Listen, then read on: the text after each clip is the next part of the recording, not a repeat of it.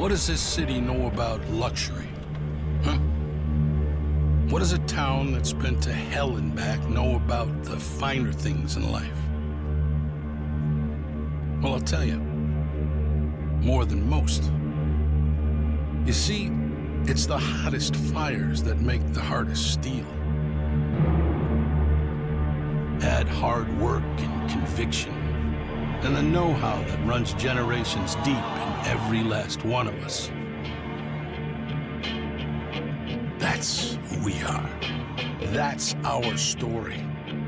Now, it's probably not the one you've been reading in papers. The one being written by folks who've never even been here and don't know what we're capable of. Because when it comes to luxury, it's as much about where it's from as who it's for. Now, we're from America, but this isn't New York City, or the Windy City, or Sin City, and we're certainly no one's Emerald City.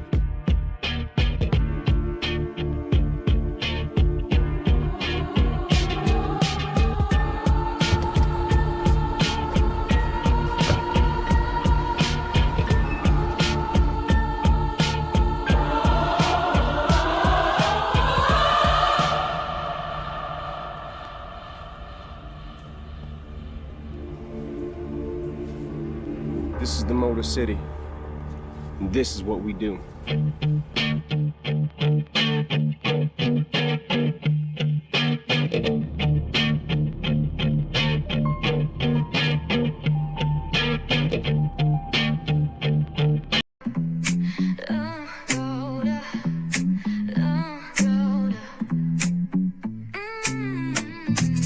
Lights go low, the city goes high. Stories untold under moonlit skies. Pray lonely, got the vibe, got the flow for the culture. Yeah, you already know. Turn it up, lean back, feel the breeze. Late night truths drifting through the trees. It's for the culture, by the culture. Pray lonely's got the soul to show ya. Breaking it down, lifting it higher. Feel the rhythm, spark the fire. Headlines flip with a soulful twist. Behind the scenes where the magic sits. It's the heartbeat of the now and the then, where the story starts and never ends. Tune in, lean and feel the groove. Every moment, a vibe you can't lose. It's for the culture, by the culture. Pray lonely's got the soul to show ya. Breaking it down, lifting it higher. Feel the rhythm, spark the fire.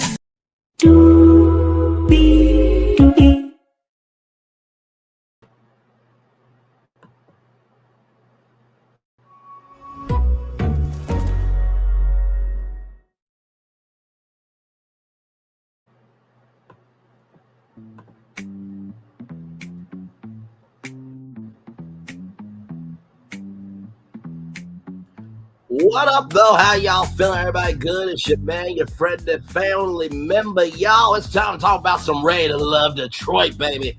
Season 11, episode 5. Of course, you know we got the baddest crew in the land. What's good, good people?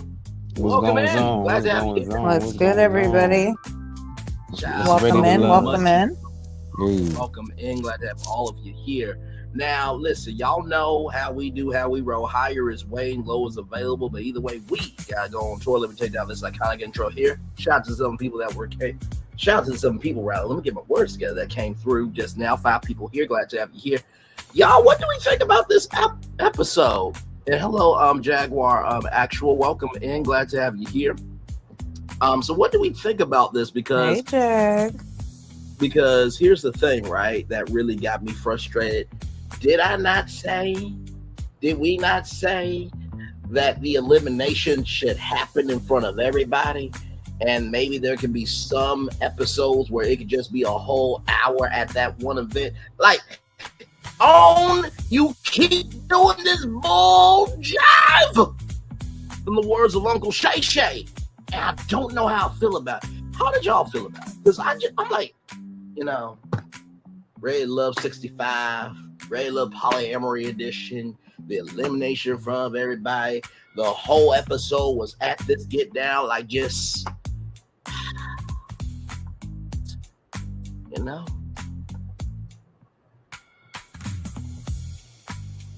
The crazy thing is, big dog, this is the second time they did this.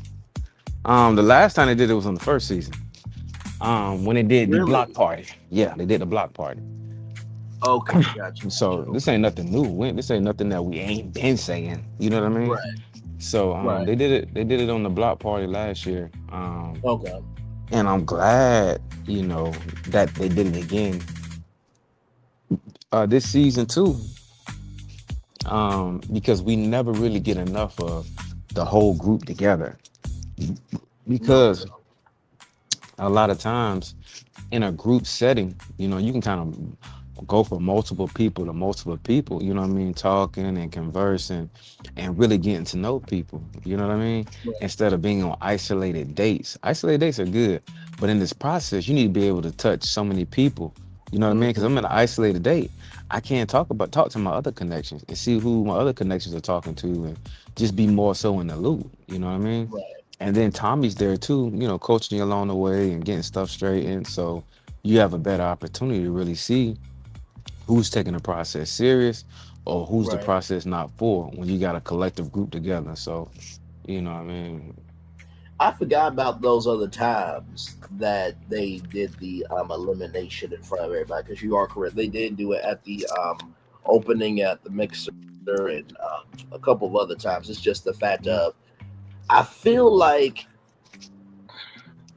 they're trying to play around with that, because the vault, for those of you who remember the Philly season, this time with the lounge, I feel like that lounge or the space to congregate really decides everything. But I feel like doing those eliminations in front of everybody showcases a transparency. And also too, we'll get to when it gets to the elimination, but also too the fact that I think this also happened with the other ones too, that another contestant, eliminated somebody. So I feel like, this season has really stepped it up from the dates to the theme. There seems to be more of a transparency and candor and in a boldness about Black love this season that you can actually feel this season. You know what I mean? Yeah, I agree with you on that. And with this season, I think we actually brought this up from the very first episode, because it was very, very apparent in seeing it that this season, I don't know if it's location that has done this or production change. I really don't know, but the vibe is different. The casting is different. It almost seems like these people really are here for love. Now we can see that there are still a couple there that could be considered plants or are there just for their 15 minutes. We still see that. But with this season, especially when it comes to like the group dates, even though we have seen that maybe once here and there throughout other seasons, this season we've seen that happen more often. So they're making this more of a thing. So I think that's also something that's kind of like, this is different, because we're used to seeing it kind of like sprinkled in there. As you guys said, it happened the very first episode at the block party. Now it's happening here with, this.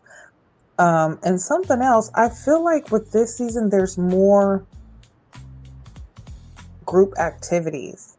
Like, and as we're seeing, like, of course there's group activities, but it just seems like there are more things to do in a group there than what we've seen in the other seasons. Like, everything was kind of, individualized and separated to be more of like individual dates or specifically tailored to,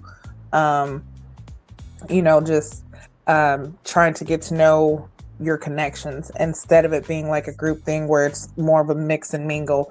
You can kind of see how everyone interacts, even not being just on a one-on-one, because that's something else that people don't understand. Like, when it comes to dating, sometimes a person can always bring the representative out, but when you're in a group setting, sometimes that representative can slip and you'll start seeing different parts. So you're like, you can see a person a little bit differently once you see how they mingle with other people. Correct.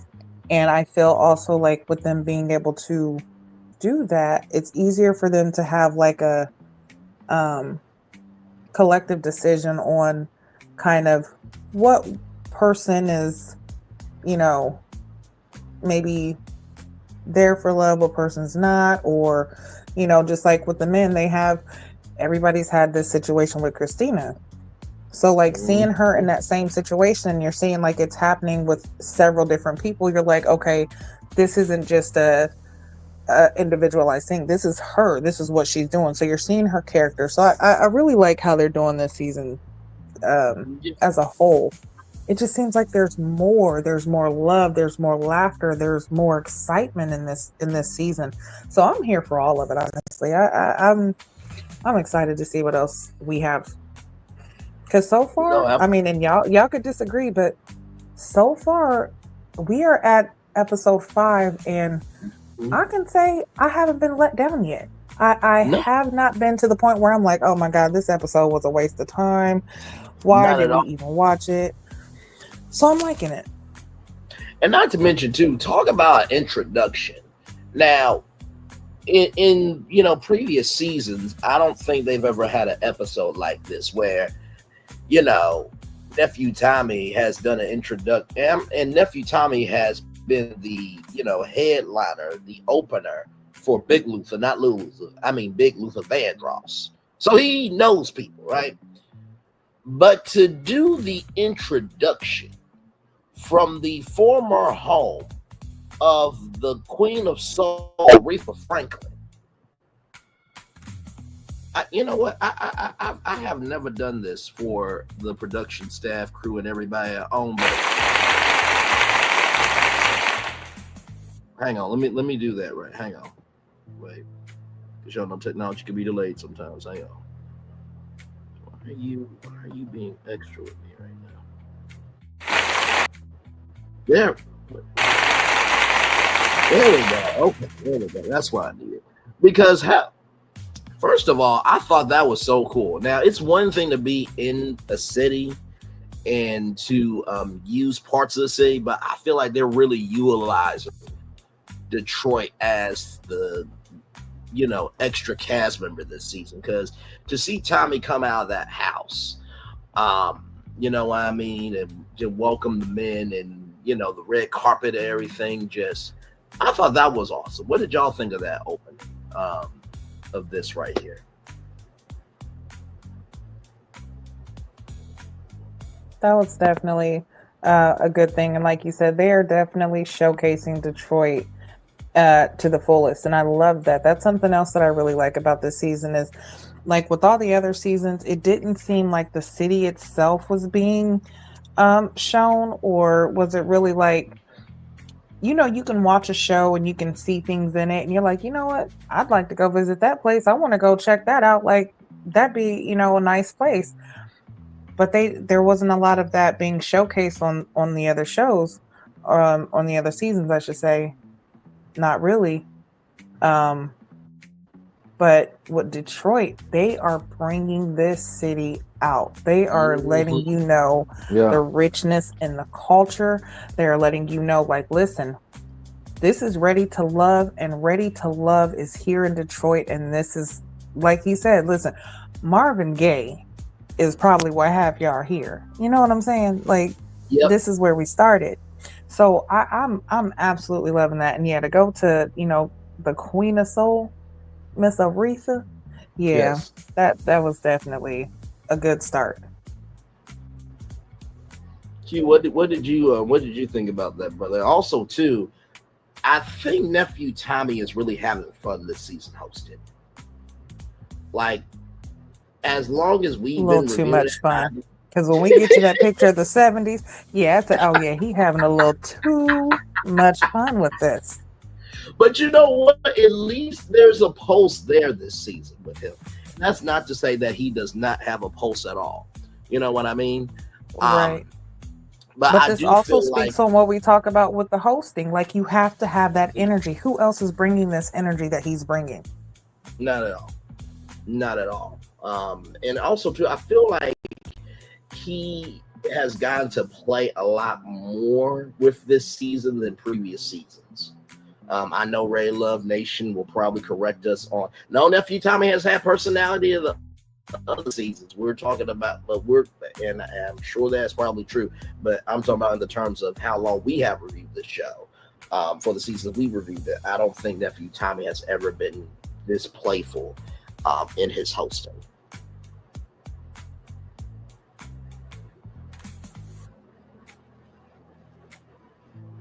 Q, what's your take on that? Oh, I'm sorry. Go ahead. The Go ahead. the funny thing about it is, to me, not even the funny thing about it. The next question I ask myself is, Hey, and that's good to see you, gorgeous. Go ahead, Q. I'm sorry. why didn't nephew Tommy invite the women along to see Aretha Franklin's house as well? Interesting. I wondered that too. I was wondering that. I actually kind of thought they were going to meet up. Yeah, that could have Yeah, been. I wondered. Was that going to be your thought, Gigi, as well? When you open up your mic. Oh yeah, I did wonder that. I was wondering if they were going to meet up there, or like if after, like maybe this was like a conversation that he needed to have with the fellas first and then bring the ladies after so they can all get like a nice tour. But then when I didn't see that happen, I was like, well, maybe he has something else in store kind of like this for the ladies too next week. I don't know, but yeah, I wondered that too, Q. That was a good question. Yeah, because that could have been a thing too. Of the ladies could have been in the backyard. You know what I mean? And then nephew Tommy, gives the assignment, for what it is, because he has done that before.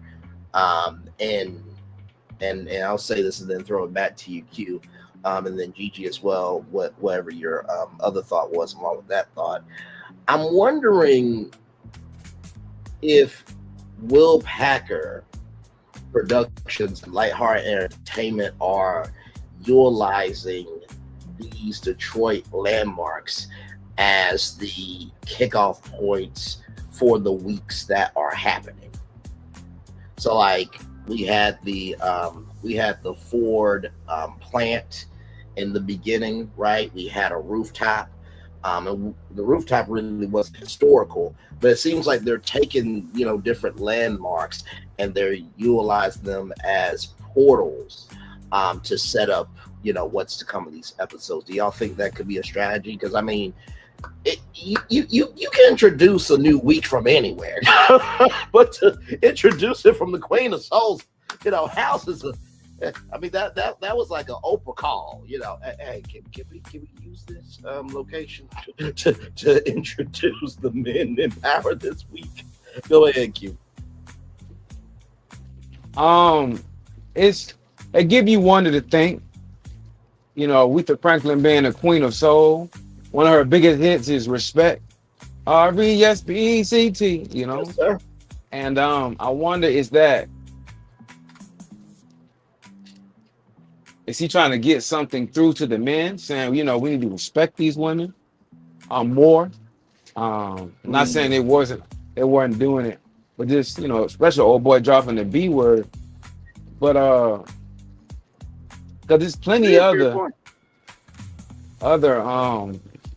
landmarks, like you guys were saying, he could have went to, but to take the guys to Aretha Franklin's house, the Queen of Soul.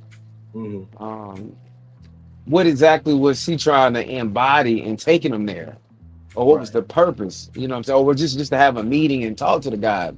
Another thing is, we've never seen this happen either. This never happened in Ready to Love. As far as Tommy taking the guys to a destination, like pretty much a museum. I don't believe Aretha Franklin is still here with us. I don't believe. I could be wrong. No, she sadly passed away. Yeah, okay. So took him to a historic landmark and had somewhat of a conversation with them. So we've never seen this happen in Ready to Love. And like Gigi was saying, it's something going on in this season. I do feel like there's authentic connections. I do also feel that Ready to Love has really thought out this season. And another thing is, this season can be really, really good, but last season was just so bad.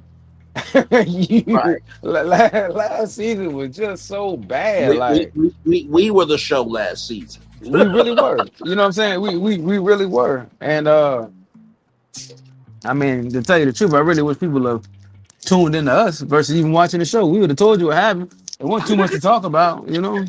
Correct, 'cause we definitely did make it. So Q, hold Mhm. on, let me get this right. So what you saying is last season was so bad that anything could happen this season and it'll be better than that? Like right It now, it was it's just so bad. it's so crazy that these last 5 episodes that we watched, every one of them was better than last season. It's not Yep. one show. It's not one um show last season or episode last season that was better than these 5 episodes we just watched. Not one. Right. Yeah. That's facts. Because I remember something that Gigi said, and hey Mel, welcome and glad to have you here as well. I remember something that Gigi said was, I think she said to me and to you, Q, of guys, look, the season trailer looks good, but I'm worried that that trailer is not going to come out in the wash, and it's looking like, you know, there was some Tide in that some Tide in the washing machine. Like they really put some strong detergent in this one. I'm about to say this is And the industrial fire wash. Okay, smell, this right here is mm. they put the right Like dryer sheets in. So when I that was gonna say, Nah, thing, listen here, they put this on delicate wash. This had some silk sheets in there. nah, is there This any way, is there, not to cut you off, could they be different executive producers this show than last season? mm, possible. I mean, you have to go to the end of the episode to get those producers and then compare them to the last season. But usually in GG, I think you can vouch for this because you're out there, Mhm. production capital of the world, California out there. Production crews usually stay pretty tight in scripted shows and unscripted. They usually try to keep everybody together because training, but also to production costs. Because you know, to have a staff and crew, it does cost as well. yeah. So when it comes to that, and listen, I am not saying that I am an expert, so no one, but from what I do now, especially working on sets, um, doing production, all of that stuff like that. So most likely production is the same. They will like you said, Brandon, they will keep the same production crew. Now what will change is your set crew. Um, so when you change locations, you might hire a set crew that's in the state or the city that you're in. So that crew is going to be differently. So they will, whoever it is, might set up. I mean, even so, what they might do is give you like a layout. Okay, you know what the show is, you know what the brand is, you know what our target is. Okay, now here you take this, and this is how we want you to set up. So we need this kind of date. We need to this kind of location. You pick the location, but we need it in this area at this time. Give us an idea for how to design the sets so everything is matching up with the colors, so that we can make sure that the energy is high. Like there's so many different things that goes into when it comes to creating like the set in the background that you're seeing, and like all the, that's not necessarily too, it's production, but in production the background is really who really makes everything what you see. So that's really what it could be. It could just be like your your art director changed, so they changed the set, they changed your locations. They are the ones who are matching up what you're seeing in the background. They're the ones who are setting up certain locations to landmark or showcase Detroit. Like they're the ones who are behind this. And honestly, it's not that hard with Detroit because Detroit is rich in culture. There is a lot of things, you know, a lot of bad there's a bad rep that Detroit has gotten over the years, but there's a lot of rich culture there. So it's not really hard to find places that, you know, that's going to give you the aesthetic that you need and help bring the show out. And when you top that off with the cast that you have, if you have a good crew and a good cast too, oh, it's just going to make everything a whole lot better. And I feel like that's all how it's came out this season. Yeah. And honestly, with as bad as last season was, I would not be surprised if there was not a few people let go, because that was terrible. Yeah. Okay. So, yeah, everybody could still be the same, but they changed up a few people. You know what I'm saying? And it could just be that you know, those few little change ups that has made the change what we're seeing in this season. And if they keep this up, we're definitely in for better. Oh, for sure. So, Without question. no, but yeah, I'm looking forward to the season. But like you said, Q, last season was so bad that these first 5 episodes have completely surpassed the entire season. Yep. Like I almost have forgotten most of last season because it was so bad. No, But, fully agreed. yeah. Fully agreed. Hey, thanks for that breakdown too. I appreciate it. You know, give me a Yeah, little no light. problem. You know, Yeah, give me no a little problem. insight. You know what I'm saying? I appreciate it. You know? And listen, I will just say this about Gigi. Gigi is an expert at what she knows, right? And I think sometimes when it comes, and me and Q were just talking about this before the show about content creators and content creation and just, you know, the space itself, right? That a lot of times, you know, there's this thing called parasocial relationships. I'm sure y'all have heard of them. The thing that you have to recognize, understand, and care about is the weight of what you give. Inez Martin has seen me around on YouTube. She knows my weight, right? But that's because I've done the work to build and create and you know, invest in that weight, where if I have a moment of vulnerability that I don't know something, Inez Martin's gonna give me love, grace, and space. Same thing with Q and Gigi, because they have seen me. And when you call yourself an expert, they want you to know everything. But always say at the end of our shows, know what you do and do what you know. You can only know what you know.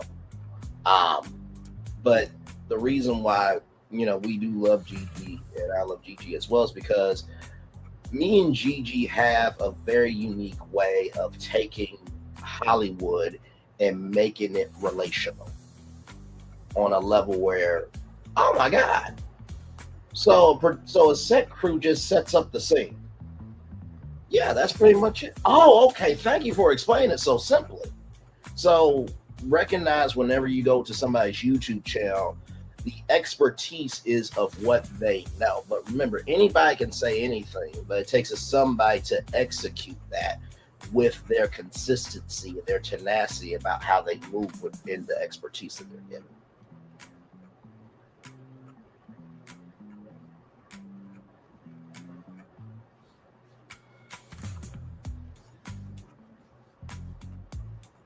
Very true, and thank you for that. No problem. No problem. Did everybody get out their takes on the opening shot?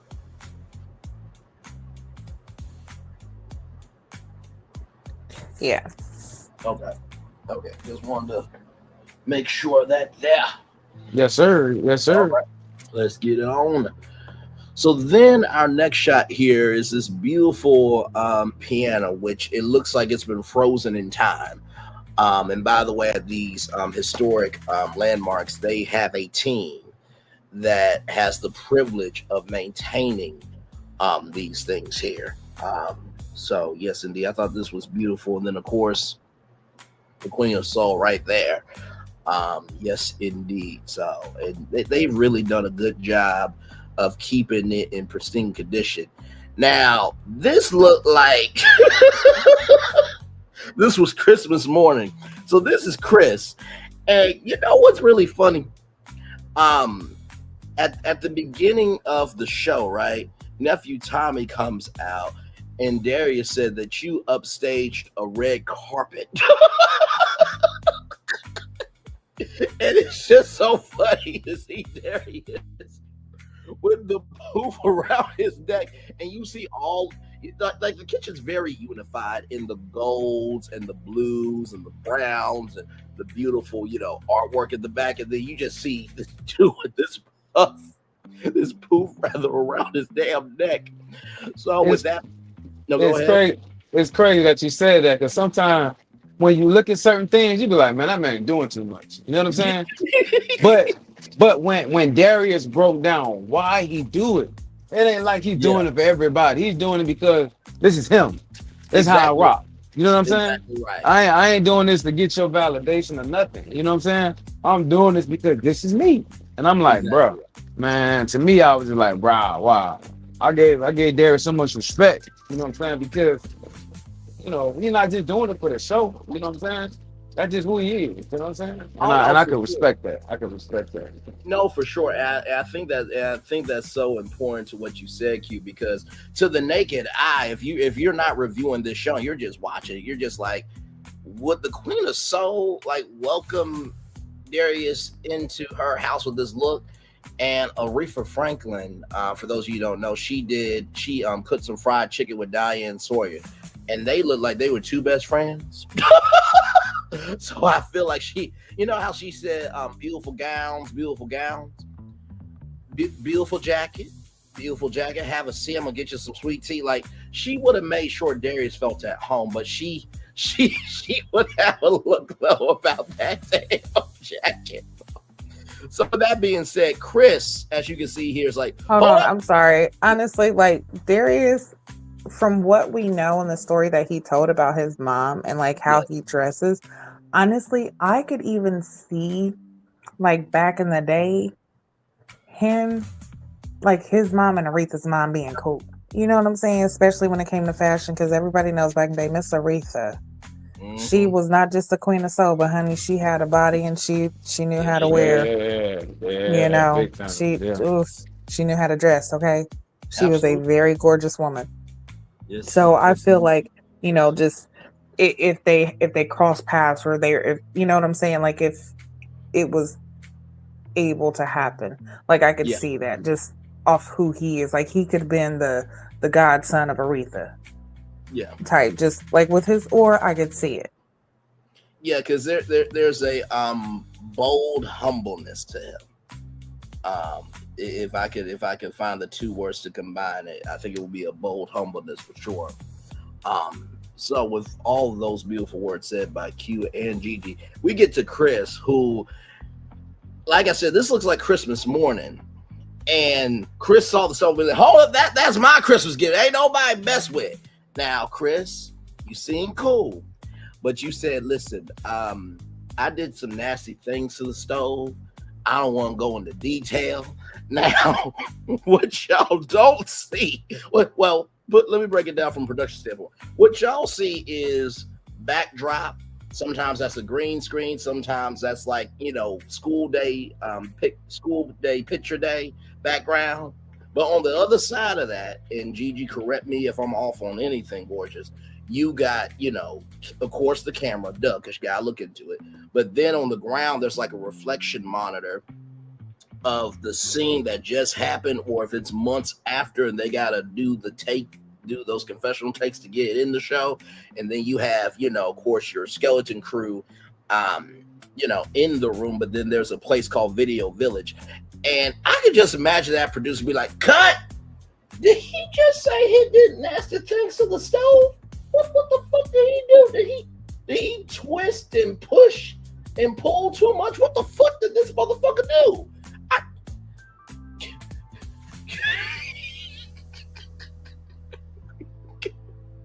You just see everybody else just just walking around looking at stuff, and all you just hear is clicks, and you just hear the gas come on, just click, click. And you're like, what is this sound? And you just go in the kitchen and you just see Chris just turning the stove on and off, just touching the knob. Just, what is wrong with you? And the film crew just sitting there looking like, I don't know if we are allowed to film this. I don't. Is somebody gonna tell him? No, you tell him. I'm not gonna tell him. Well, somebody tell him. Hey, Chris. I think it's time for us to go set up for the party. All right, 5 more minutes. No. Come on. I don't want to go. Right, Really, Darius was like, listen, resuscitation. No, I don't want to go. he really seduced that stove. I'm trying to tell you, he was rubbing on that stove. You know what I mean? But Hold on. The question is, did he seduce the stove, or was he seduced by the stove? I think he was seduced by the stove. Yeah, it was love at first sight. Yes, that's but his ready to love. Like, he don't want nobody else. He want the stove. But for him to know the price of the stove was crazy. He said, it's got to be about $70,000 in cookware. I said, God, dog, bro. That was crazy. You know what I'm saying? Oh my God. Listen, he wasn't in the position to give Christina a massage, but he's in the position to get the stove. He will take out loans. Sense at all. He will mortgage his house for this stove. If the stove wants the stars, he will pluck them, okay? That's one thing I love about black folk. You know what I'm saying? Black folk find so many different ways that I ain't got it. My man say, I ain't in position to do it right now. You know what I'm saying? That ain't necessarily saying I ain't got the money for it. Exactly. That ain't saying I ain't got the money for it. He just let her know I ain't in position to do that right now. You know what I'm saying? Correct. I like how I really love his choice of words when he said that right there.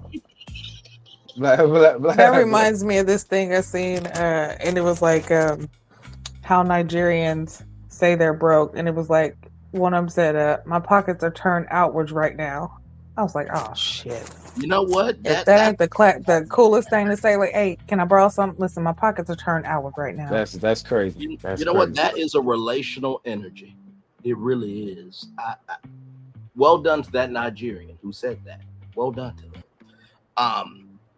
And by the way, y'all, we're just being facetious, but everything that Gigi said, I could so see that happening because, like I said, there is a thing as the cutting room floor. So I'm sure that they stayed here for about a good hour, 30 minutes, right? Because if I'm Will Packer and I'm like Hard Entertainment, I'm like, listen, let these guys be here for at least a little bit long. We can get some, digital footage that we can post on our own YouTube channel. Like these are Black men at the Queen of Soul's house. There's got to be some, black uckus, which is black and ruckus put together, ladies and gentlemen. Yes, black uckus, okay? There has to be something going down. And then Gigi and Q, can you imagine what the producers were looking like in that confessional when Chris said all that? Like, wait, did you really just say that? Yeah, I did nasty things to the stove. As a producer, hearing something like that, that's called gold. As crazy as it sounds, that's gold because that's something that's going to be remembered. Yep. And it's going to make you question. And now he has transitioned into becoming a star. He was already on his way because of his personality, but now, okay, we have something with this one. So absolutely. that comment was gold from a production standpoint. Oh yeah. And listen, thank God it was him and it wasn't me, because I would say, well, listen, I would love to create some heat in Dominique, but she wasn't available, so I had to go to the stove. You understand? In order to get my passion out. Because my tongue knows how to taste food, and my hands know how to make food. So, because I couldn't taste nor create heat with my hands, I had to go to what was available. Now, I'm sure. Don't go ahead, Q. Only thing I heard when he said that was, Freak Elite, Talisha, Tashana, he a Freak Elite. That's all I heard. Freak Elite. Just Oh man, my man turned on by the stove. My God, listen, yeah. listen, Darius and said he need resuscitation. Oh that, that shit. that that Man. that part, that part. Could you imagine if Chris said what I said about, well, person wasn't available, and you heard that? Just, this motherfucker, he really just said, okay, you know what? I know my You job already is. know if I was there, I'd have had it. Oh, here we go. No, just shut up. Just let him. Just let it happen. Just let it happen. But I'm gonna say this in Chris's defense, okay? Especially from someone who loves to cook. That kitchen is gorgeous, and I That is would a very love to nice. be able to cook in there. That right there, for y'all don't know, I think that's a 12 burner stove right there. Do you know how much stuff you can cook on a 12 burner stove? And Oh, then listen. if I'm looking right, I think you got 2 ovens right there, and you probably got 2 more over on the wall, if I seen correctly. But yeah, that right there, that is a chef's dream. So I can completely understand him. Yeah, yeah. And it's got them knobs is gold. Yep. Listen, I feel you. I feel you, Chris. Yeah. Yeah. Honestly, tell you That the truth. listen, that is a one. Not only just like, not to cut you off, but not only just the stove, but like the breakfast nook at the back, and even Mm-hmm. how, as you can see, like I think that's the refrigerator, the gold on the refrigerator, how the lights are above it. Like that kitchen is Yeah. a very, very nice kitchen. So for him to be a chef, I can understand his passion in seeing a kitchen like that. Yeah, that's definitely something exciting. And I think in the beginning, if I'm not mistaken, a couple of them were saying like they didn't even know that there were certain landmarks, like certain places they went were even there in Detroit. So some of these places are even probably new to them that they didn't even know were there. Right. So this is, yeah, but still, as we said in the beginning, I do think the women should have been there too. Because I mean, as a woman, I would have loved to see that kitchen. Yeah. No, for sure. And not to mention too, this is like a home that, and y'all let me know what y'all think. It seemed like a home that would be her escape home. You know what I mean? Because it looks like it's just a peaceful home. Like you don't have like a full staff. That's just a home of like, hey, listen, I need a mental health break. I'm gonna go to the escape home. You know exactly where the address is. Um, it seems like that type of home, um, for sure. But that was just absolutely incredible. By the way, let me tell you something. Remember how we said there could be spin-off shows for like couples and stuff? Chris being a chef, I could see on contacting him after this show. I really could. Like and that is not gassing him up. That's not, trying to, that's not trying to add a judge to our after show or this, that, and the third all around the world. I really do think that he has such a unique personality, and he's a chef too. I mean, y'all know Chef Garwin from the Food Network. There are plenty of black chefs out there. And I think, a cooking show with him would be great on I really do. I think he could actually do that with but that's just a thought I had.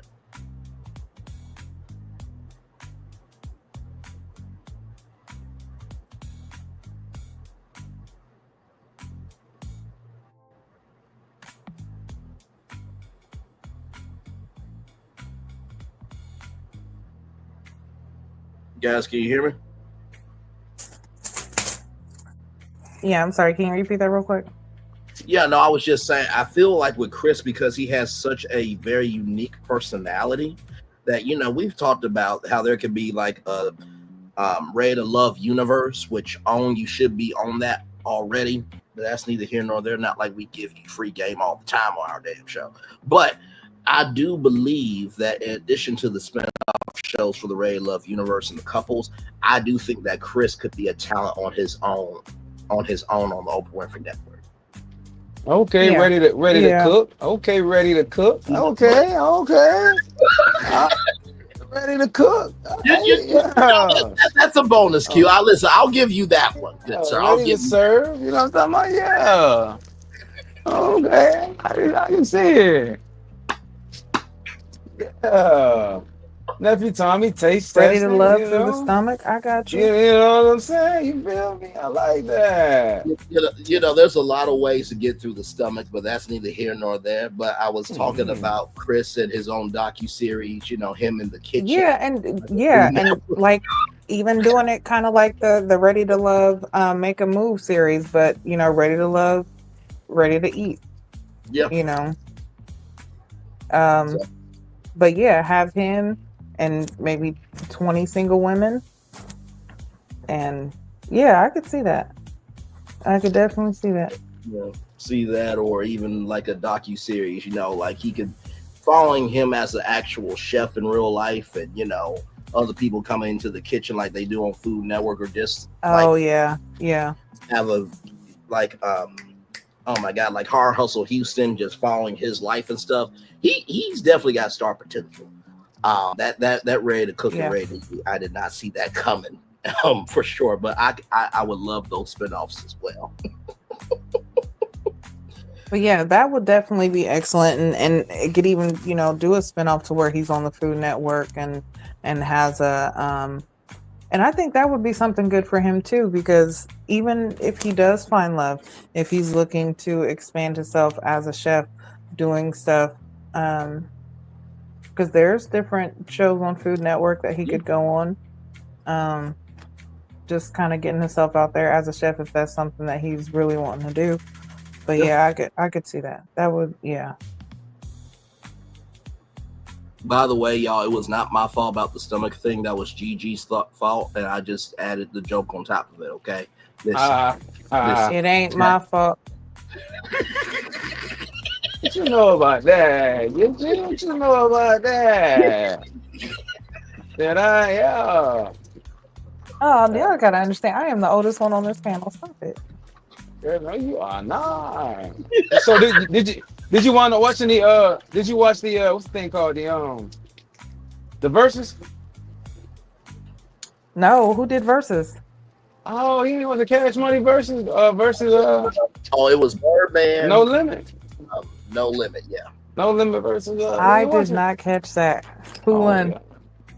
But No Limit did. No Oh. Limit did. Yeah, Cash Money wasn't. They weren't prepared. Yeah, I oh don't yeah, think they were wasn't. prepared. Because they was only for the 99 and the 2000. Yeah. And they could have played that song 13 times in a row. Might have been another story. Listen. And you know what's so interesting as a side note? That's why when people say television is dying or radio is dying, it's like, as long as there are people who want to create, media is never going to die. It's just going to evolve. Yeah. Because versus, if we really want to be real about it, that is the musical version of Dancing with the Stars. I'm surprised ABC hasn't done a spinoff called Singing with the Stars, but that's neither here nor there. But literally, some catalogs and some artists' careers, just like on Dancing with the Stars, they get revived just by being on verses or even winning verses. Like you get some traction that you might, have the makings to have a whole new career. You know what I mean? Or even get to a point where you have more freedom to move in your career. So, Okay, well, speaking of verses, but not verses, did y'all see where Cassidy knocked out Remy's boyfriend? He actually hit him? Oh, yeah. Oh, get out of here. Yeah. Yeah, I'll find the clip and send it, but yeah. Yeah, I seen it. I think it was like yesterday. I was like, wait, what? That boy keep falling on the ground, huh? I think Papoose, you know what I mean, put him on the ground. Now he got put on the ground by Cassidy? That's crazy. That is crazy. I swear nothing really surprises me anymore. If anything, it's just like, at this point, it's a possibility. Like you get Yeah. All right, man. Speaking of condition, or getting conditioned, these hairs, these hair looks, okay, these had to be conditioned. Now, Devon, listen, brother, okay, listen, you coming through, all right, with the gold chain and everything. Now, I don't know why Christina looked like she is the understudy for Daphne in Scooby Doo the musical on Broadway. And like I It said, she at absolutely That's in the great. corner right now. That is Hold on. crazy. Okay, so let's explain real quick because I don't think we did. So the reason why they did this is because Tommy gave the men the assignment that they are going to go back to the 70s and have yes, a 70s Motown party. yes. And they have to go back and make sure the ladies get ready and they get ready to transform and go back into time. So this is their time machine, but I am so sick. Not Daphne's understudy. That's No, listen, crazy. I That can't. is that's Now, wild. now, hang on, y'all. Listen. Now this is nothing but love to the Scooby Doo crew, okay? Because we love some, we love some, Scooby Doo, especially the BBW Velma. Some of y'all cosplay Velma a little too well. Kind of make me want to knock the glasses off your face on purpose just to not help you. But that's neither here nor there. That's not y'all business. Now, let me pull up Daphne.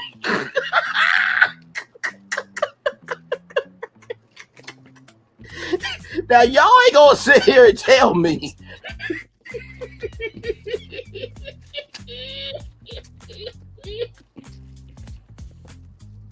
It's just a different color, y'all. That's all I'm saying.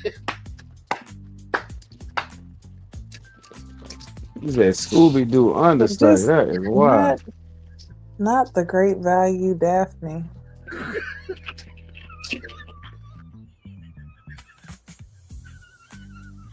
She was the only one that really looked like they got a costume on. You know what I mean?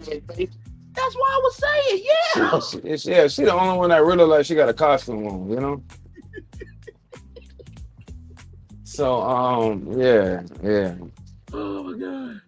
Now you gotta know it's bad when Gigi tells me her own way to shut the fuck up. Go to the corner.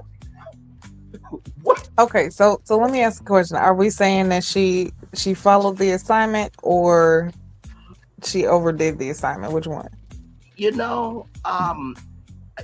you know what? To be fair, I think that look was in the 70s with Diana Ross and the Supreme. So I will give her that. That was the first thing I thought of was Daphne from Scooby Doo. Like it was no disrespect at all. That was just the first thing I thought of. And then Q's ass with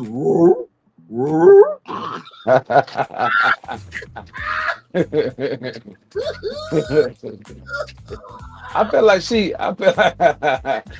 like she completed the look, but I don't think it was the exact look she wanted, you know? Yeah. Right. Yeah, I don't think it was the exact look she wanted. The way she presents herself and from the show and the conversation that she's had with some of the guys, I wish that she could find a better way to present herself, because a lot of guys, when you're sitting there talking about finances and stuff like that, and people giving you money and stuff like that, men really don't have a problem. Men really don't have a problem providing. Let me say that again. Men don't have a problem providing, but at the exact same time, it's not a pre-qualification for me to provide for your luxury. You know what I'm saying? No, that like, part. Come on, like you tripping. You know what I'm saying? But also too, go ahead, Q, and finish. And for a man to sit here and say, I want to do this versus you trying to put me through a test, that to me, you don't value men. For you to do that, only thing you value is what they can do for you.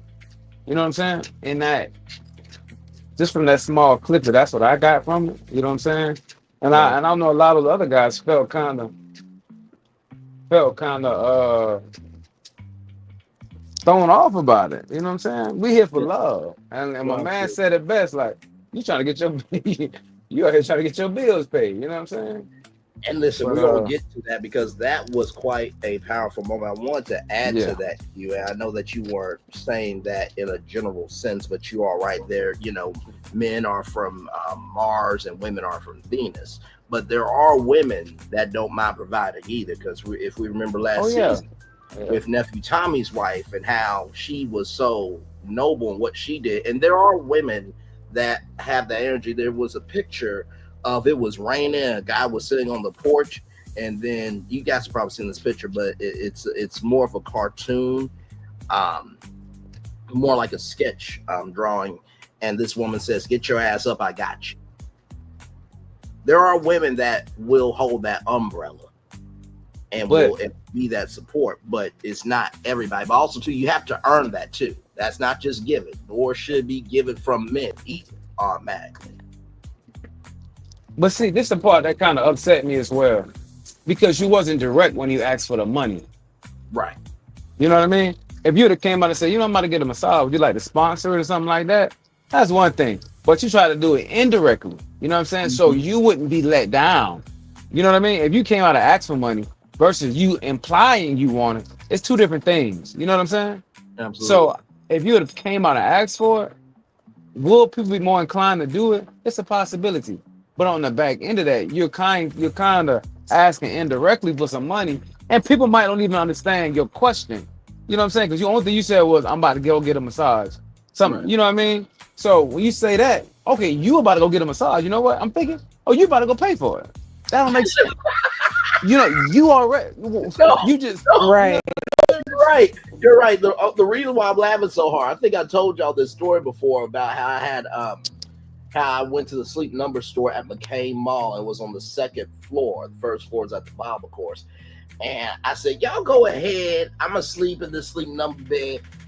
And all my dad said, Q and Gigi, and to everybody on the replay, everybody here now, "You got sleep number money?" Dad, we really have to have this conversation? Do I really have to? Do you have sleep number money? No, then get your behind up out these people's bed. So that's why I was laughing so hard, because you're right. It's like, oh, you want a massage? Okay, you gonna pay for it. You got massage money. You know what I mean? Yeah, exactly. but also it was the way that she presented it, because it wasn't even just like that, because when she said it in the lounge with the women, when she even said it again when she reiterated it this time, was like, so, I tested my top 3. She let it be known she tested them, and let it be known that she really would like a massage and she really needs one, and it would make her feel special. I think that those were the words she said. It would make her feel special if Right. she could get a massage. Okay, that is like, that right there is, to me, shows what your intentions are. Right. Because one, these are your top 3. You're just getting to know these people, and the first thing you do is test them financially. It's Correct. like your motives are clear. There's not really too much that could be said about what it is that you're looking for. And to me, it's not love. It's more like a financial backer. Right. Exactly. And notice how all 3 men felt away. By the way, Ashley, I see you with this, kind of sexy kin from back in the day. All you had to do was just do some kin ears. I think you would have nailed it. Then you got Carday here. Now this was the inside of the event, and shout out to the set designers, the set team, because y'all did y'all thing with this. I mean, like, they got the disco balls and the records with the Ready to Love on them. Like, that is so cool. Um, and a lot went down. A lot went down. A lot went down. So Dominique is ready to see everybody's side. Bello talks about, this is the home of Motown and rhythm. And I think Monique definitely had a beautiful look. I put down Monique did that. Christina is worried about Wait, her. who is Monique? You mean Dominique? Dominique. Sorry, child. Okay, I was like, wait a minute, where did she come from?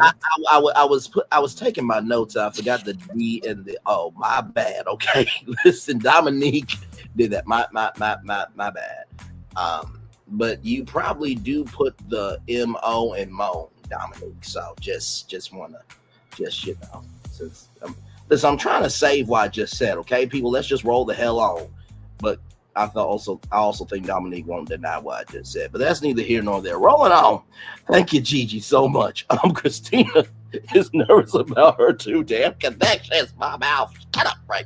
And then Devon with his afro. Steven is looking like a detective. Ed said this is where Motown is born. So as you guys can see here, this is Christina and Lauren, and they're talking about Vince and what happened, right? And I have to say this, right? With Christina, Lauren Christina, yeah, with Christina, I just felt like she really wasn't a homegirl too much, because for you to out somebody else's business, I mean, I get that you were trying to look out for them, but that should have been a private conversation, because that was to them. Now, I understand it was the lounge and everything else, but you're harping on an issue that's not your issue, but yet all you seem to care about is money, right? And, Christina talks about Vince, that, he's a, let me pull up my notes, because I thought this was quite interesting. Christina said that he's handsome, a hard worker, and a great father, which completely changes a little bit later on in this episode, everybody. But yes, indeed, and it's not like he can't come back from this. So, but see, the blow thing about that is, bro, let me tell you, whenever they had that conversation, it's two people that were being messy in the conversation: Christina and the person that was telling her, Christina, what so and so said. You know what I'm saying? I agree with so you. Immaturity has really taken place, and for you to sit there and come out your mouth and say what happened. If I was the guy and I heard that she said it was pillow talk, so pillow talk supposed to be, guess what? That's supposed to be between you and whoever. You know what I'm saying? Not you come bring it to national television. And like you were saying, if you was a real homegirl, you'd pull me to the side. Hey, woo. You know what I'm saying? Because ain't nobody really want nobody else, you know what I'm saying, calling them that. Yep. Or hearing about that on national television. You know what I mean? So I agree with what you said. I really feel like it was just about Christina having a hot pocket. You know what I'm saying? Mm-hmm. Having a heater that she just had to let go. You know what I'm saying? So a lot of time, what I'm saying about Christina is Christina just like attention. You know what I'm saying? That's it. That's it. Always. But the attention that she wants, you can want attention, but that doesn't mean the attention that you are wanting is good attention. Not all attention is good attention. So exactly. The attention that she's drawing is an attention that's not going to set her up for life, but it's going to set her up for her right now. And she's not understanding that. Because I'm going to tell you, there are guys out there, and I think I said this last week, there's guys out there that'll definitely give you money, and will pay for everything and take you shopping and do all those great financial things that you want and have you looking great. Your aesthetics will look good, but your emotions will be depleted because he's not filling you up financially. See, he's financing your materialistic lifestyle, but he can't finance your emotions. He's not able to finance your mental state. He's not able to finance and replenish your spiritual, essence that you need, or the spiritual replenishment that you need to continue on. So as you're steady looking good on the outside, your inside is draining. So if that's what she wants, then okay, you can get all that attention, and there's somebody out there for you. But they also come with excuses, or they come with ass whoopings, or they come with other women, or like I said, they come emotionally detached. So, and there's something else that you just said, providing for someone, a man providing for you does not mean he has to provide for your lifestyle unless he wants to. But let that be the case. Don't let that be the leading force of the relationship off the bat. When you're getting to know someone, the first thing you want to know is, how much money do you have? Are you going to pay for me and do everything that I say? And that's that.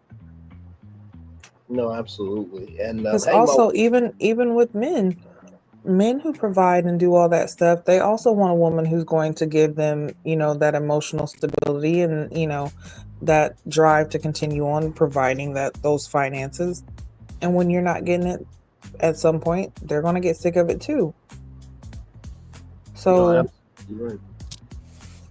And Mo perspective is here saying I'm speaking on it, Gigi. I fully agree with you. There's just some hey, guy named Namo. at it. And allegedly he's dating Tamar Braxton. And he said something quite powerful. He said, listen, I always take care of my women, but that's because of the frequency and the resources and how I'm able to access that energy. You don't have to have millions upon millions of dollars to take care of your woman. Do it from what you can. If you got $75,000 a year, if you got $250,000 a year, as long as you are providing quality and quality intimacy, and she respects what you're giving, and y'all are working towards something, you're being a man. A man's not dictated by the amount of money he makes, but it's about the quality about how he moves. And I thought that was brilliant, because it should be the same thing with women. And this prenup thing that has been going on back and forth. I said to a friend of mine, if I ever got married to Jill Scott, which I know all my friends pop that bubble. It's like, Ray, she 50. Okay, and what's your point? Her black is not cracking, nor is that vagina. Okay, moving on. With that being said, if I married Jill Scott, hello, and let the church say amen. If I were to marry Jill Scott and we didn't work out, it would not make sense for me to take half of Jill Scott's net worth. And this is bigger than respecting Jill Scott. Okay, this is bigger than the purposeful affection I have and this, that, and the third. It is the fact, how dare I come in the middle of her book that she's writing and snatch half of the pages out the book that I didn't even write in. Does that make sense? And it should be the same thing for a man. Why come into a man's book, in the middle of his book, and snatch the pages out? But that goes to the fact of that you have yourself established soulfully and purposefully where you don't have to worry about that. Now, if Jill's like, hey, listen, I'm going to make sure you have a very good package and you got me for the rest of my life, I want her to do that because she wants to do that, not because she has to. And same thing with me. You know what I mean? So just right. I'm gonna tell you guys just like a little story, and this goes into what we're talking about. So when my husband and I first met, it's so funny. We were talking on the phone. I think this is probably like the second day of us, talking on the phone. He said something. We were talking, and I was like, hey, how are you doing? You okay? And he was like, he was joking. Okay, let's just put aside he was joking, and he was saying how he was like, I'm down bad, I'm homeless, and I was like, oh, and I have my own place. I'm like, oh, well, you want me to bring you some water? You need some food? Like, if you need, you can come shower.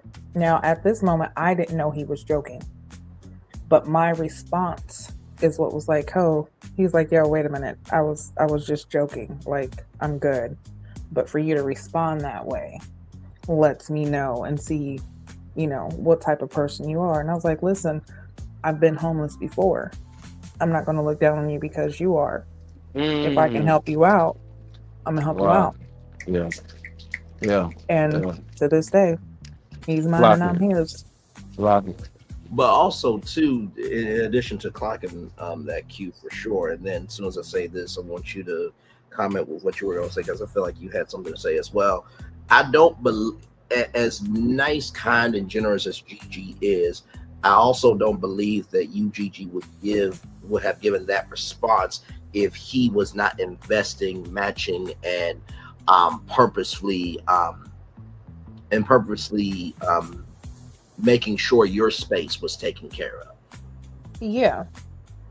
And like I said, this was in the very beginning, like the first couple days of talking on the phone. You know what I'm saying? So I didn't really know him, and he didn't really know me, but there was a connection that I had already felt. You know what I'm saying? And this is how it goes into what we said before. A person will make time and do things for a person that they want and like, you know, and sometimes if you know, you know. All right, like there's just some things that you know.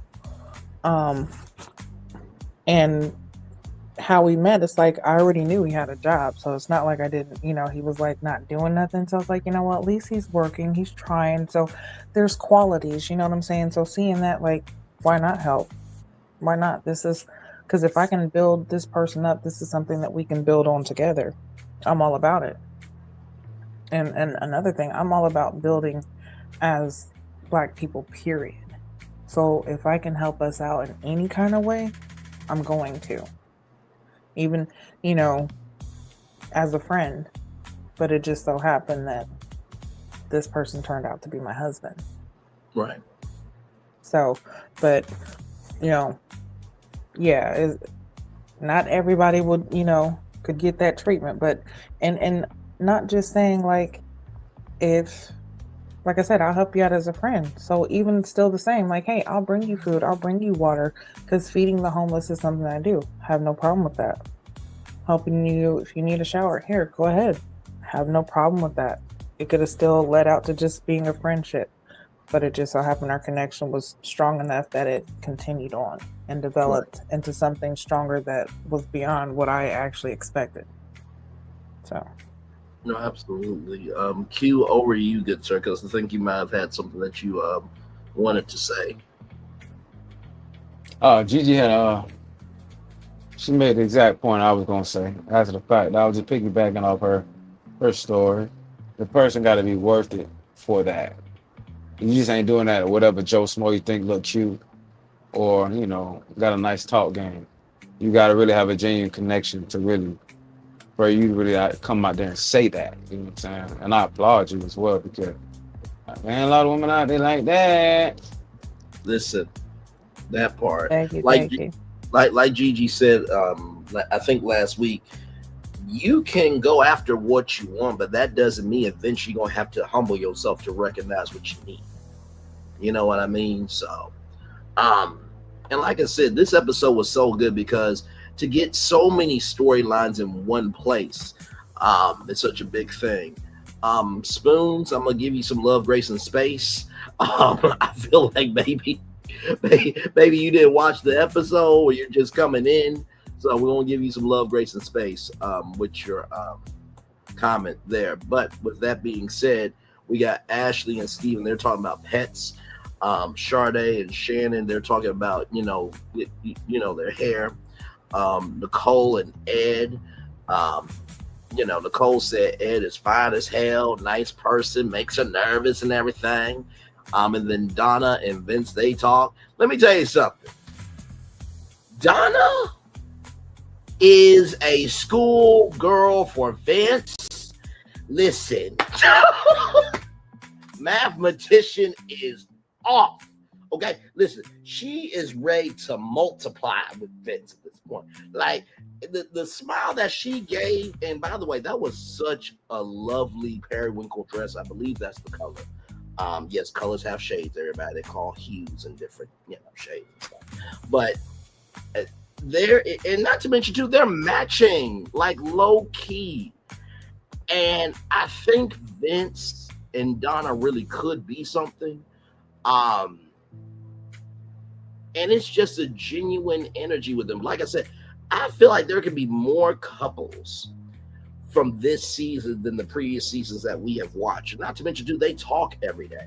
And so Vince was, joking about, not like I do 200 push-ups every morning. And, Donna said that you inspired me. And Vince is like, you want to come with? And it's like, oh, well, talk about pumping iron in the morning, doing cardio in the evening. A whole workout routine in a day, ladies and gentlemen. What did y'all think I damn mouth. What did y'all think about this exchange with Donna and Vince? Can I just say this is why we say trust the process? Yeah. Because in the beginning, and I'll go ahead and say it. Shit, I'm gonna say it. I did not like Vince. Okay, y'all know. I'm still 50-50, okay? I'm still 50-50, Wait, is and I this just the did. one with your past? Short.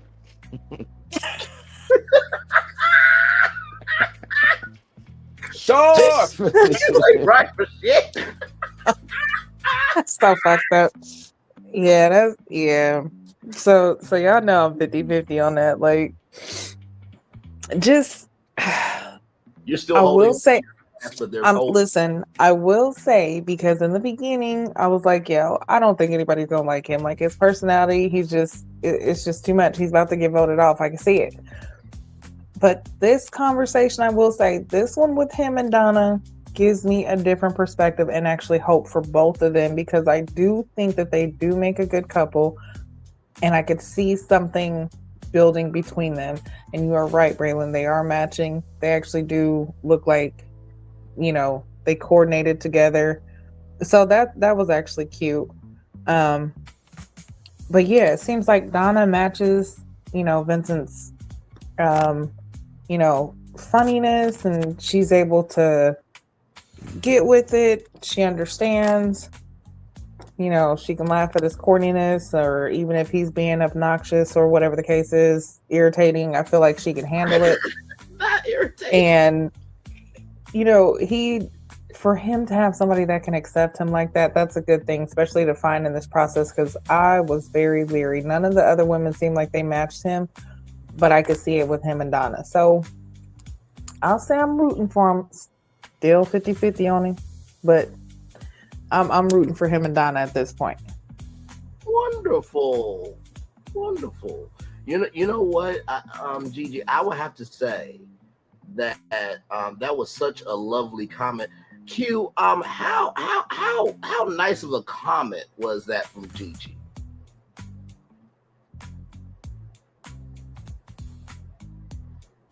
That I feel that really just took a lot out of her. I think it took a lot out of her. That wasn't the one. Hello? No, The one he was looking for was sharp. Ugh. That's why I was waiting for it, Q. Damn, she caught us. Shit. I gotta do a better job of being on cue. I gotta do a better job of being on. That's short. There it is. Short. Yes, Go it Go ahead. Well done, Gigi, for catching it. Go ahead, Q. is. Put it in the chat next time. Yeah, lying. That was crazy. That would have been the perfect time for it too. Listen, I guess I wasn't short. there it is. See, now this is taking that 50-50 back up to like 70-30. No, don't do it. Well, don't do it because of our account. See, I was trying to hint at your cue of like how well was that comment. I could, make you say it because then she would have got it. But I already knew. On the scale of of a comment, how big was the comment? I should have said it. Damn. The season is still young, ladies and gentlemen. But over to you, Q. Oh my god. Oh my god. Oh my god.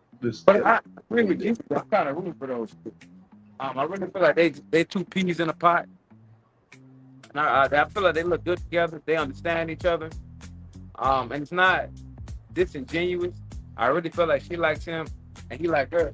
And it's not just about staying on the show. I really feel like they got a good connection. I really do.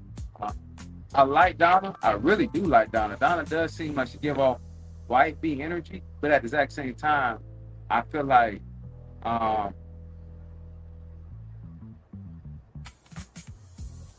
be a little rough around the edge, but I feel like she gives off good energy. Yeah. No, agreed for sure. And then, of course, we got the host with the most, ladies and gentlemen. Listen.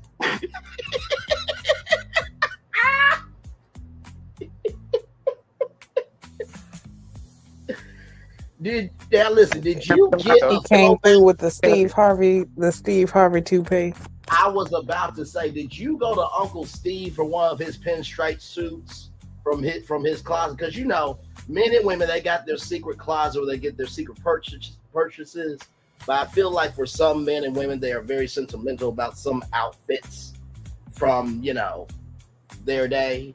And I feel like Steve might have some pinstripe suits in the back. Be like, hey, listen, don't tell Madre I got this suit, but you can go ahead and wear it for Red Love. He look like a young Don Cornelius. Listen, Yep. listen, yes indeed. But yes, this is nephew Tommy, y'all. So he, like I said, he is so playful this season. Oh my Lord Jesus. So what did y'all think when nephew Tommy came on the screen in this? Because I was just like, he you know what? One thing about nephew Tommy is you cannot say he does not care about his job. He about that. This is what I mean by the aesthetics, though, and the whoever was the art director on this and actually made sure to set up everything, because the backdrop is wonderful. It's lively. It makes you feel good. Like, people, if you understand colors, like, colors represent different feelings, and when you have multiple bright colors like that, it makes you feel good. So, and like you said, that's so funny. He does look like young Don Cornelius. Yep. But yeah, his hosting style, like, I feel like this season is definitely bringing out the more of the comedic side of him, and it's letting him express himself differently too. So, Q, what was your take on that? And I fully agree. I really wish back in the previous season, Tommy's wife would be there, especially doing a little bit of these social gatherings. Yes. And she would talk about, their struggles, what made them go the distance or stay going the distance. She offered good sound advice, just like Tommy. And this would have been a perfect time for her to been there. They look so good together. They look amazing together. Yes. And I listen to a lot of Steve Harvey morning show. Taking my son to school in the morning. And he's on there just being himself. I mean, the same way he acts on the TV show is the same way he acts when he's on the radio host. You know what I mean? And I applaud him just for staying genuine. Just, really being who he is. You know what I'm saying? I really feel like just because nephew Tommy is nephew Tommy, I feel like that causes people, to want to watch the show. Let me tune in and see what Tommy talking about. You know what I mean? Let me tune in and see what Tommy got going on. Let me see if Tommy throwing any curveballs. You know what I'm saying? So, and I really applaud him. And I know he got his feet all on this show. You know what I mean? He got it all on this show. You know what I'm saying? And I really appreciate for what he's doing to Black Date. And really changing the culture with it. So. Absolutely. By the way, as a side note, I feel like this is going to be a future meme. So, like, if I send you this, I'm feeling really good today. I'm feeling really good today. Yeah.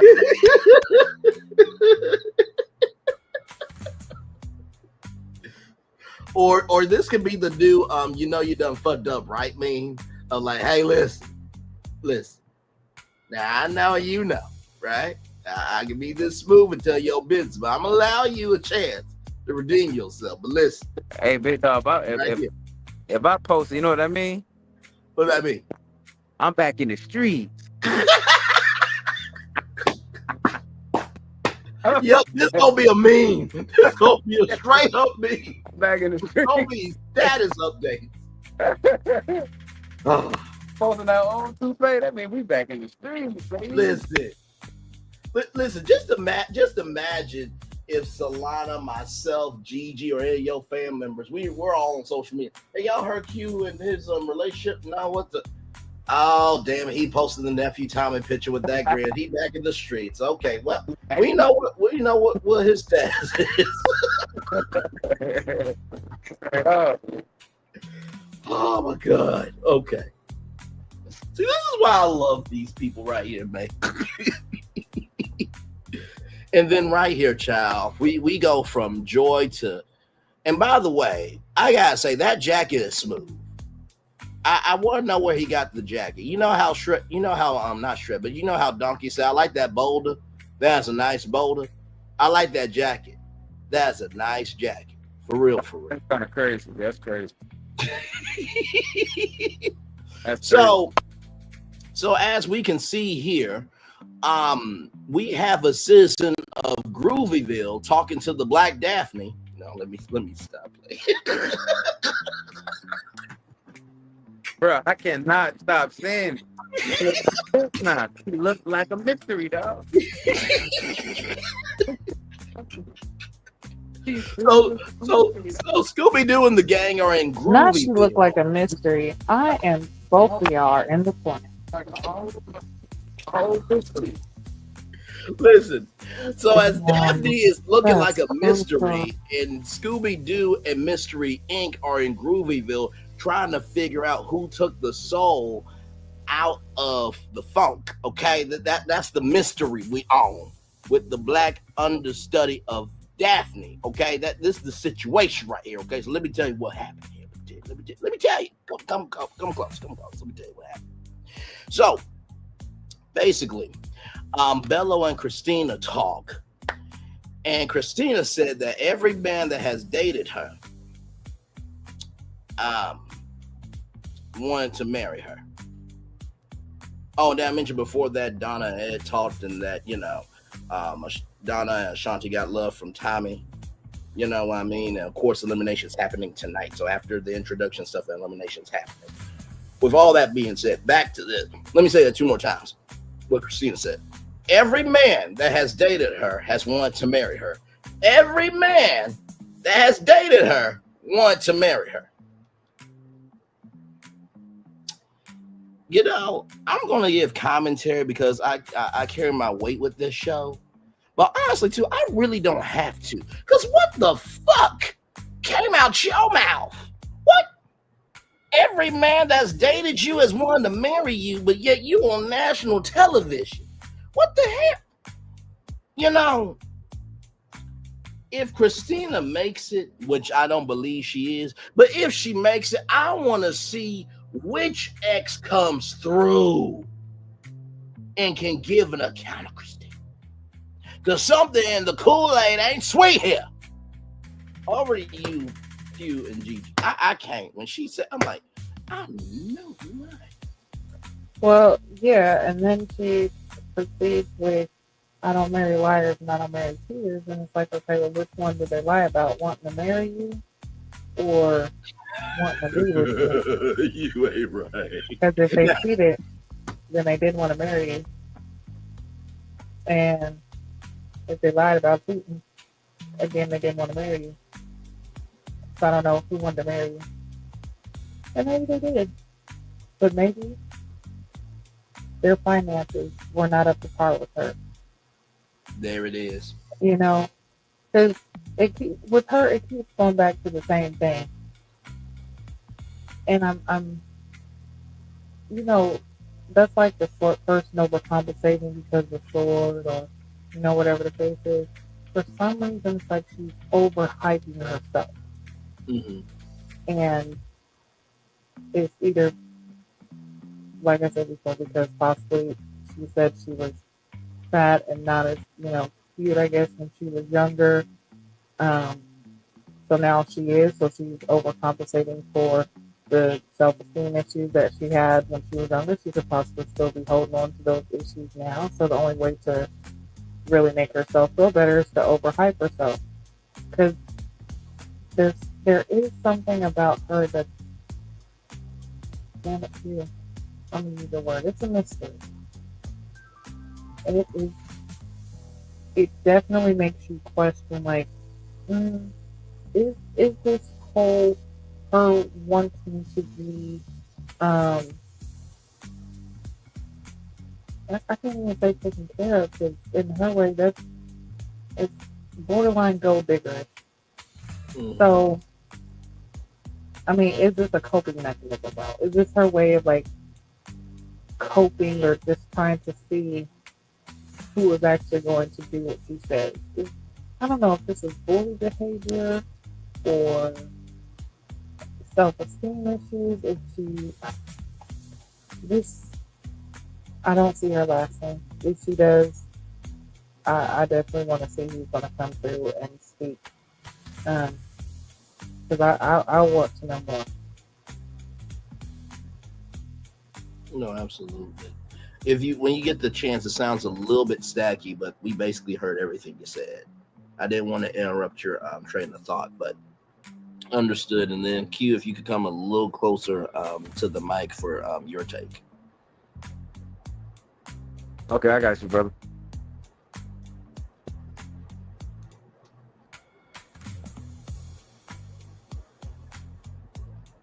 You're good. Go ahead, my friend. Go ahead. What was the question again? So the question was, what did you think about this exchange from with Christina and Bello? Because everything Gigi said was right on point of the fact that it was an overcompensation, and maybe it's a coping mechanism, but also too, you don't like lies and cheaters. Did they cheat you out of money, or did they lie to you about how much they had? And to use a iconic movie line, Christina, you a lie and you a cheat. We don't want you. We don't want you. We don't want you no more. Go ahead. But you gotta think, what somebody like Christina, you know what I mean? You got I wonder if she's saying this because when she gets turned down, she have a reason to turn somebody down. Or to say, not a reason to turn somebody down, but a reason to say, um, to get let down easy. Instead of them letting her down, now I have a reason before they do it to me. Okay, y'all didn't want to give me this money, I'm not interested. But in actuality, she still is interested. So when somebody give her the money, they're showing her that they're interested in her. And that's what she's looking for, somebody to show interest. And so just because somebody gave you some money does not mean that they're interested in getting to know you, you know. And that's what I really feel like she's trying to find out who's interested in her by her asking for money. And so whoever gave her the money, in her mind, is interested. You know what I'm saying? And I guess who really wants to, be with her or whatnot. And but in actuality, you know what I'm saying? For me not giving you the money, and I'm giving you a reason why I'm not gonna give you the money. That right there should hold value as well. You know what I'm saying? Absolutely. Because what I look like is walking around giving out money because everybody wants some money. I mean, to me, just I don't know. Especially in this expedited process. You know what I'm saying? Right. But I gotta give it to Bella. He stood his ground. He stood his ground through the whole conversation, and he didn't waver. He was like, okay, cool. I guess this connection ain't for me. You know what I'm saying? He didn't really, he didn't disrespect her. You know what I'm saying? He's like, all right, cool. If this is how you view life, I guess this ain't for me. Yeah.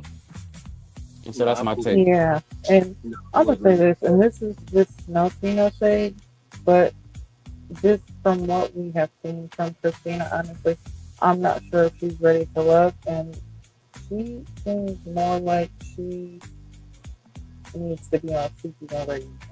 Like, Wait, needs to be on what now? seeking arrangements. Like, just go find your sugar daddy Good Lord. and go on about your business. Because there's a difference when wanting to find real love and a provider and, a man that's actually going to not only provide financially, but like, as I said before, emotionally, spiritually, mentally, all those other things. You know what I'm saying? So it just seems like she's stopping at the financial part. And if that's the case and that's what you want, and like you said, when she goes to concert, she has to be in VIP and she can't really enjoy the concert if she's not, a part of the show. And it's like nobody's heard of you. I haven't seen you headline any shows. No. Maybe you have. Who knows? But I mean, from what I've seen, I haven't heard of you. Honestly, my daughter does music, and I've seen her music pop up more than I've heard of Christina. Right. I mean, and that's just real shit. But I mean, I don't know if this process is really something that is for her. And the guys, I feel like, are seeing that. Bella has been calm and cool through this conversation twice for her. Once at the house, at Dominique's house, and then here. But when you're saying this to all of the guys, and then just like, later we'll see when she has a conversation with Chris didn't even know that she had sent the same message to three other guys. He thought it was just to him. So that right there is like something else. It's like, oh, this is different. Like, you're taking this to a whole nother level, and we can see that this is what you're about is money. And whoever can fulfill, your financial needs is who you feel like is right for you, and that really might not even be the case. But yeah, I just don't think this process is. No, absolutely. And not to mention too, remember how we talked about, by the way, shout out to the 8 people that were here, 6 people here now. Thank you all so much for being here. Like, comment, share, subscribe. Glad to have all you here. Y'all remember how we have talked about how somebody will fuck themselves up and it'll be on the wrong week where you could be up for elimination? Well, it looks like it's about that time because somebody going home tonight. And to use some words from nephew Tommy, you ain't getting on a midnight train to Georgia, but you sure going home.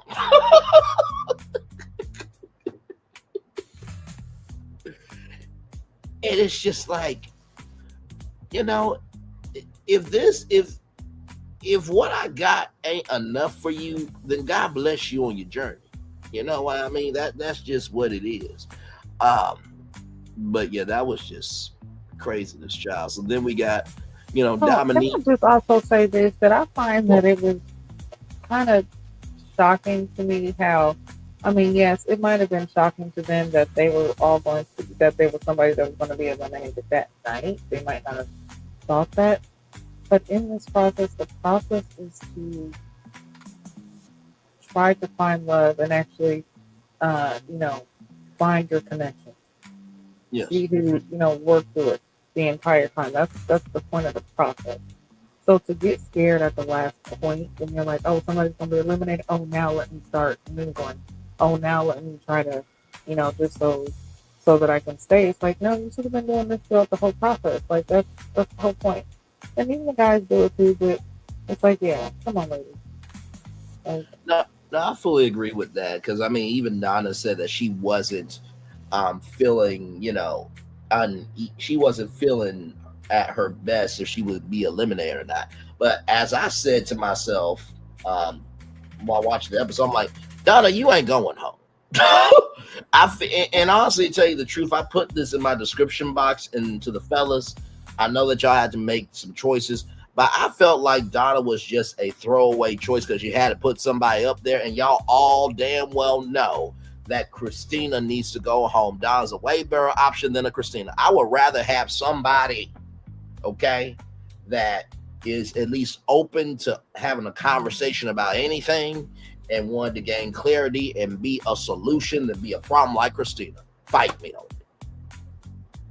Because I felt like Don was a throwaway choice.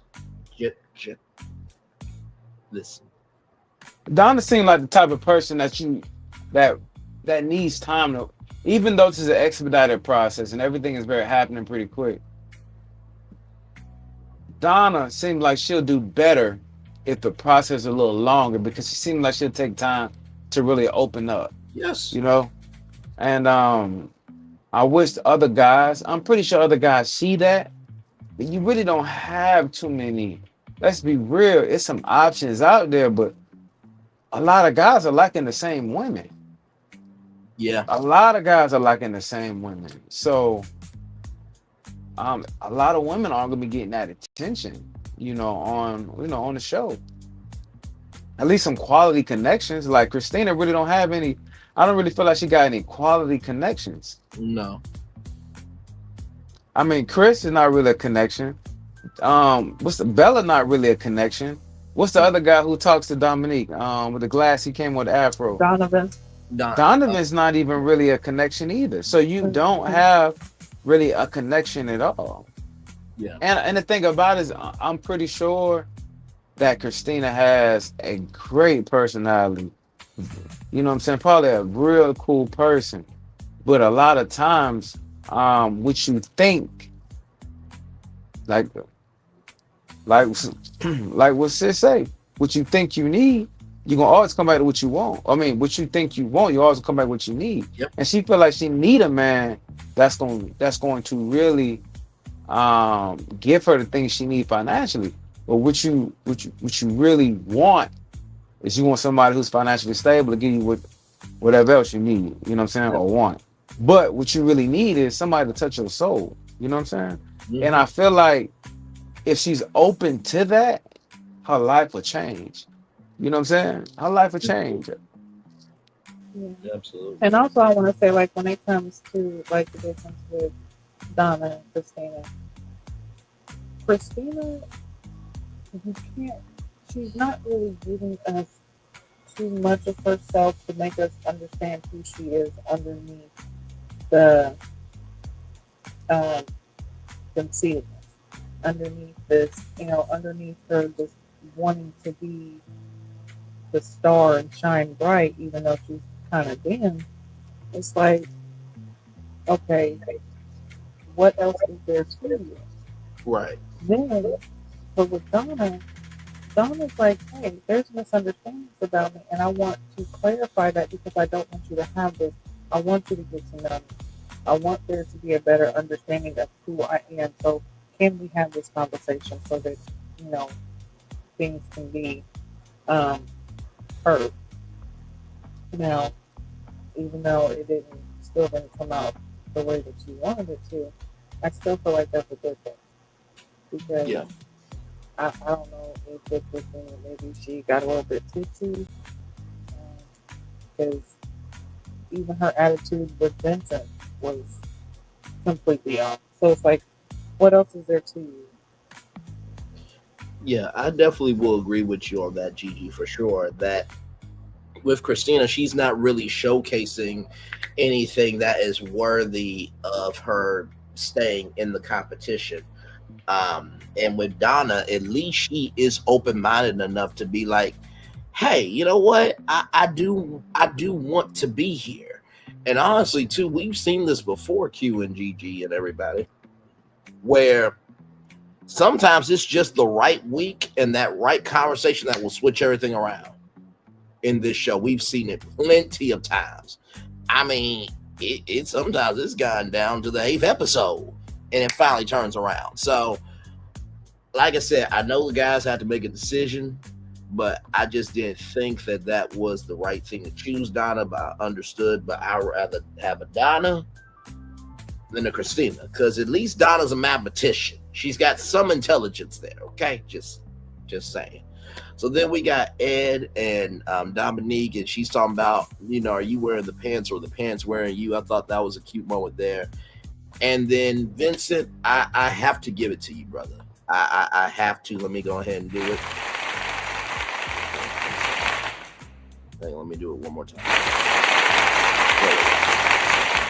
Because this conversation here with Lauren was so humble, so respectful, and it was so grown. I can't find another word for it, but it was so grown because Vince said, hey, listen, I know that what I said is what I said, but I do not believe that you are that at all. I haven't known you that long to call you that.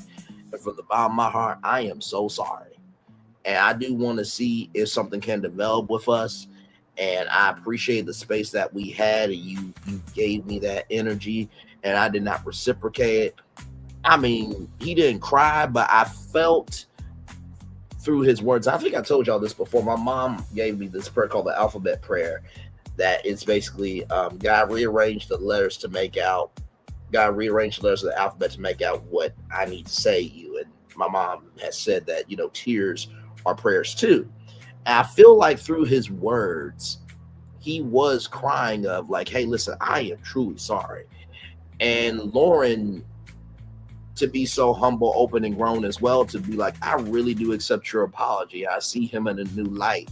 So, listen, I really do have hope for Vince. I think that although it should have never happened, because I remember what Q said, which was a very articulate point. I think a lot of fathers was on this, and even if you're not a father, you got a sister, you got a mama, you got some woman in your life that, you should bring up the fact that you have a daughter after you call somebody a bitch. But also in the same token of that, how many times have we seen on reality TV, going back to the Never Ever Mets and that Charlie situation and that motherfucker that just... Listen, I'd rather have a Vince than that Charlie and that other brother from the Never Ever Mets, just saying. But Vince, shout out to you, and Lauren, shout out to you. And I do believe Vince did himself a good one. Should have never happened for this redemption arc, but well done, Vince, to you. What's your guys' take on it? Brother, I really respect your point of view. I really do. You know what I'm saying? Thank you. I really do. Like you said, it was very articulate. I ain't letting Vince off the hook on this. You know what I'm saying? My respect and my honor in this conversation goes straight to Donna. And I'm glad I'm glad she's not the type of person that'll cock back and slap that man in his face. You know what I'm saying? I'm not saying that he deserved it. You know what I'm saying? And not saying that, that's the type of person she is. But, you run up on the wrong woman and say something like that. That's every right for that woman to respond how she's going to respond. You get to choose your actions, not your consequences. You know what I'm saying? So on the back end of that, you know what I'm saying?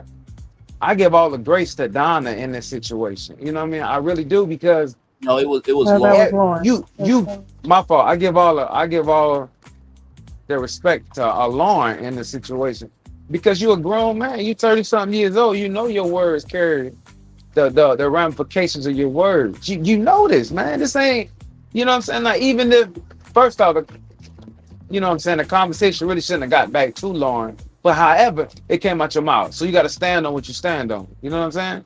So kudos for apologizing. But at the exact same time, just because Lauren let you off the hook, I'm not going to let you off the hook that easy, because you got a mouth. And there's certain things you're going to say, there's certain things you're not going to say. You know what I'm saying? So I can't let you off the hook as a man, because, bro, like, come on. You know what I'm saying? You can say a lot of different things. You know what I'm saying? It's a lot of other words you could have said. It's a lot of other words you could have used to express yourself. Is he a teacher too, right? Is he a teacher? Actually, let me see something. What's his occupation? Hang on, let me go to OwnTV.com, because they do have the cast list here. Give me a moment. Because I don't know if he is a teacher. I believe he said he was a comedian, if I'm not mistaken. Give me a moment. I'm looking at the cast list now. Oh, field service technician. Field service. Oh, so you ain't got no job, Tommy. But nah, bro. You know what I'm saying? Like, I rock with old boy. You know what I'm saying? He cool to me. You know what I'm saying? But I just really expected more out of him. You know what I'm saying? It kind of was a blow. But old girl just took it so gracefully. You know what I'm saying? And when people respond like that, it softens my heart, because it's like, she didn't deserve that. You know what I mean? She didn't deserve that at all. You know what I mean? She's a tall, beautiful woman. You know what I'm saying? And women come in all shapes, sizes, colors. You know what I mean? And just for us as men to appreciate that. You know what I'm saying? Good. To appreciate it, not, you know what I'm saying? To appreciate that. And you ain't got to come across. It might not be your cup of tea, you know what I'm saying? But as a man, you know what I mean? You can respect it, respectfully decline, you know what I mean? Right. But we got to be way more accountable are the words that come out of our mouth. You know what I'm saying? We got to be way more accountable. Or the word, he's accountable after they came out of his mouth. You know what I'm saying? But be accountable before they come out your mouth. So let's do a better job, Vince, and hopefully they'll show Vince in a different light. You know what I mean? Because like you were saying, like you always say, only thing they can use is what you give them. Absolutely. So hopefully, as we go through this process, what I mean, there'll be some highlights of Vince, highlighting other things of Vince than beside this one moment. So No, that's absolutely. my take. And I appreciate your take because I think what me and Q bring to this show is, and it depends, right? When Solana hosts the show, she gives a very analytical point of view, right? She is like, right is right and wrong is wrong, but she also has the mental psychology behind it, right? When I host the show, it's more of a social dynamic, emotional dynamic, psychology behind it. And what I appreciate about Q's take is Q is like, listen, and that's the thing about me and Q, we're brothers, you know what I mean? So of course he gave me respect, he didn't have to, but Q understood my take because of the magnitude of the weight of you at least felt something. But also Q was like, as we can feel the weight of something, Bray, let's see if his actions will execute with his words. Exactly. Not what you said, but what you said is not going to be valid unless there's some actions behind it. So exactly. Very well said. I appreciate it, brother. No problem. You know I love you, of course. Gigi, what was your take on that? Beautiful. So yeah, I agree with that too. Like I said, I'm 60-40. I still don't like that. But yeah, that's definitely true too. I definitely agree, with you stance on the fact that you don't get a pass on that because one, it was unwarranted. There was no reason for you to call this woman that you do not know this just for no reason. So, it was good on him to apologize. That's what he should have did. You don't get praised for doing something you should do. Like, yep. That was something you should have done in the first place. So yeah, there's definitely no pass on that. But how Lauren did handle it, she handled it gracefully. She did not go off on him. She let him express himself. She let him get his apology out. She received it. I will say that I do feel like his apology was sincere. It didn't seem forced. It didn't seem like he was making excuses for his behavior. He actually took accountability. So I'll give him the grace for that. But other than that, no, that's about it. You did something you're supposed to do because you made a mistake. So now you have to pay for your action. Yeah. No, very well said, Gigi. I do agree with both of your takes. And like I said, hopefully this will show Vince that, hey, you can be more than what you showcase, right? So very well said there by the both of you. So then we get to of course, Sade and Dominique, they talk as well. A very cute, flirtatious thing with Dominique and Sade. And I will say this, right? I think that Dominique, and we can take a moment for this, and y'all let me know what you think, but I feel like Dominique has 3 connections. Bello is really intense for her. Devon, she enjoys his company, and Sade, or Carde rather, is the wild card. Would y'all agree with that? Yeah. 1,000%, bro. You nailed that.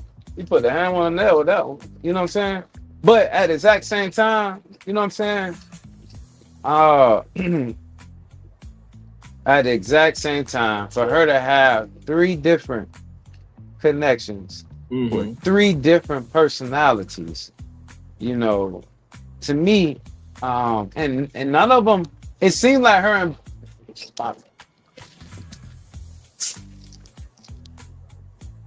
it seemed like her and Bella had a thing going on. Mm-hmm. It seemed like it, but The more you kind of listen to her and Bella talk about it, it don't seem like they as locked in as they thought they were, you know. And Right. Bella's attention kind of was going elsewhere, even though he still here and say, you know, Dominic's still his number one. But you hit the hammer on the nail with that one. She got three different connections, and yeah. And Cartier really does seem like a wild card. Yeah, I Yeah. totally agree. Yeah, I totally agree. Because it seems like she doesn't mind something intense, but she wants something of substance too. And I feel that is I feel like the intense but with substance can be divine. Like they can have their own intensity that can be mentally stimulating. But Devon can be her peace, and that's what she needs. And then Corday, you know, his high is high, his low is low, but with Bello it's just high. But hey, then again, we're just black people talking about black show that's on television. But I just want to point that out. that But also before we push it too far, can we just take a moment and did anybody notice during elimination time how sad Bella looked when he started to realize how many other connections Dominic had? yeah, And even when he I expressed like her still being his top, he kind of said it very somberly, like he just didn't know where he stood. no, for sure. I think that's a very important point, Gigi, that he did recognize that he's not the only one. And I think that honestly, and I'm gonna say this with all love, grace, and space to Bello, because Bello doesn't seem like an egotistical brother. He seems like he's about his business, his purpose, and the people that, you know, keep him grounded. But I do think it humbled him to see, oh shit,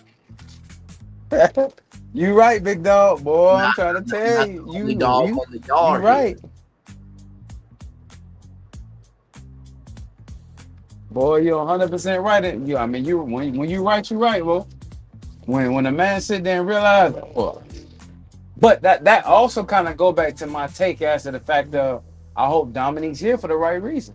Just because you got a lot of connections don't mean they meaningful. You know what I mean? So True. are you really just trying to stay on the show now, or because you and Bella y'all done kissed already and all? You know what I'm saying?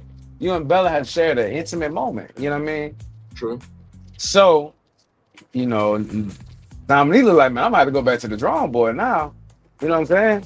Boy, you made a hell of a point right then and there. I'm trying to tell you because No, that was I a mean, great point. no. Listen, and I gotta give it where it's due. Gigi kicked that off, and that was a very important point. I think I just kind of expanded the space of that because here's the thing, right? It is easy to be on YouTube saying what someone's doing, what they are not doing on Ready to Love. It'll be way different if Q, Gigi, myself, or Solana were on the show. You know what I mean? Because when you're able to review the footage, it's easy to see where the player fucked up on the football field. But when you're in the game, oh shit, there's a 300-pound man and I could die. Oh fuck, I have to move right now. Using it as a metaphor, ladies and gentlemen. But mental football, ladies and gentlemen, here on Ready to Love, of an emotional point from an emotional space, right? So, but yeah, that definitely humbled Bello for sure.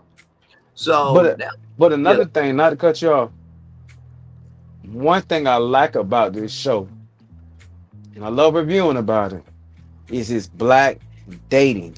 yes, You know what I mean? It highlights how African Americans date.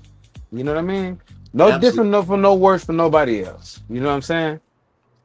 But that happens in dating. You know what I'm saying? Yes. You conversate with one girl you particularly like, but hey, she got a couple other people she might have met before me. Or, she's just in the dating process trying to find out what fits her. You know what I mean? So sometimes you can't get so invested, you know what I mean? Because you really don't know. So you kind of got to take things for what it is until you build, until you grow, you find out, it's not for you. But it's not the best feeling in the world. Even though it happens, you know what I mean? It's not the best feeling in the world, pursuing someone and they got other options. You know what I mean? So in return, to kind of make you feel like, well, dang, I got to keep my options open as well. You know what I'm saying? So it's like it's give or take. You know what I'm saying? But as a lot of times, it's also training us to not date with our heart. You know what I Mm-hmm. mean? No, Because absolutely. if you get too invested and somebody's like, okay, they're seeing other people and this, and they're not where you're at, and your heart is already invested, it kind of puts us in a difficult spot. So in that situation, can you really say Dominique's ready to love? Yeah. No, I would definitely agree with that.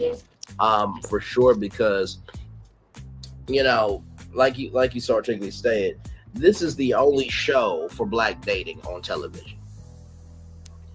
And like I said to a friend of mine before, he said, "Could you marry another race?" And it's like, well, I mean, listen, there are some beautiful, and I'm not gonna sit here in front. There's some beautiful thick snowbodies out there. There's some beautiful thick, Latinas and Italian women, and some of them are black and Italian. They can do fried chicken and chicken parmigiana. Listen, I I don't mind traveling the world, okay, but at the same token, listen to what I'm Yes, about. sir. I don't mind traveling.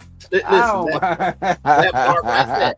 Listen, but in the same token, though, I said if I marry somebody of a different race and something happens in black culture, when I wake up with her, we're gonna have to have a conversation on it because she may not understand it. Whereas if I marry a black woman, all we gotta do is wake up and look at each other, and what's understood doesn't need to be explained.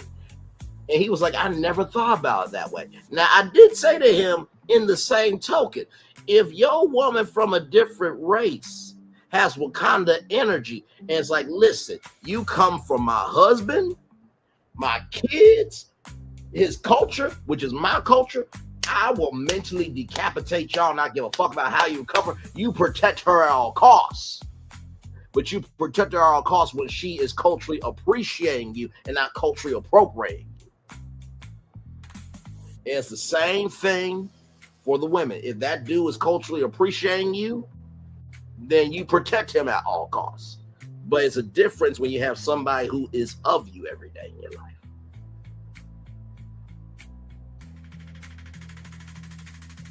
And we can go deeper And into let this, the but church say. go ahead. Go ahead, Gigi. No, I was just saying, let the church say. Amen. Yeah, amen. So let's be real. Let's not. I'm not about to go too deep into this because when Martin Luther King marched, he didn't just have African Americans with him. He had a Yep. few, other nationalities with him as well. You know what I'm saying? So Absolutely. when I say that, I'm saying that they appreciated the culture. You know what I'm saying? The movement. You know what I'm saying? They appreciated that. So, and that go both ways. You know what I'm saying? Because you got other um nationalities, Candace Owen, who, you know, support, other people. And, This is right true. or wrong, you know what I'm Absolutely. saying? We ain't here to get into politics, but as long as you are, can appreciate our culture, you know what I'm saying? I Absolutely. really feel like, Some people that are of our culture have just been planted here, and they've been planted here to disperse and deactivate all movements that have been made to lead Black people in the direction of actually having leadership and ownership and being able to have all the things that are due to us. So those Candace Owens and things like that, they're plants. Just like back, with the Black Panthers and with Martin and with Malcolm, people were planted there to get intel to find out what's happening, what's going on, when they're going Very to true. be here, when to be there, and the next thing you know, they're taken out, they're dismantled, they're dispersed, and you don't really hear about it, you don't see it, even with the Black Lives Movement, Black Lives Matter movement. That there's been so much tragedy that has happened there because there's always plants that are planted in where there's and there'll be Black people. Sometimes there's other races that are planted in there, but that's what it is. But when it comes to like this show, getting back on, like this black dating show, it is great to see black relationships being shown on television in a light um, Absolutely. that isn't causing disruption in the community. It's not showing the riffraff. It's not all the arguing and the just the black narratives that are always shown. It's not giving that. It's actually showing like mature dating. It's giving Absolutely, a yes. different type of uh, essence to black dating. So, yeah, definitely respect Ready to Love and the 11 seasons that it's been on showcasing this. No, absolutely, for sure. I mean, and honestly, too, to tell you the truth, this show, I think the reason why people keep coming back to this show and the reason why people apply for the show is because at least there is a space for me to explore if it could be possible. And I think with the world that we live in today, we need to appreciate the spaces that are giving us an opportunity to see if it could be real. Because as you can see what's happening in the country, they are taking away spaces so we don't have a space. Okay? So, there it is. Very well said by both of you, Q and Gigi, of course. So with Enchante and Darius, and they have a bit of a connection here. Darius is a photographer. And so he started at 13, 14 years old, and they've been on the phone, but they haven't had any one-on-one time in real life. And so I thought this was a very cute conversation. It really wasn't too much to this, but Darius was distracted. He said, I'm trying to see where that necklace going. And they brought the Bishop TD. Jake swallowed up. I'm like, Lord Jesus. But you know what, though? I really do like the fact that this season, like you guys have been saying, it is so mature. Where even if this don't go nowhere, the fact that we can see a black man, a black woman actually get along on national television, like, clap it up. Like, yes, this is real. You know what I mean? I mean, you listen, you can set up all the circumstances, you can create the best, setting for it, but if the people ain't feeling nothing, there ain't gonna be anything. You know what I mean? So I thought that was a cute interaction with them.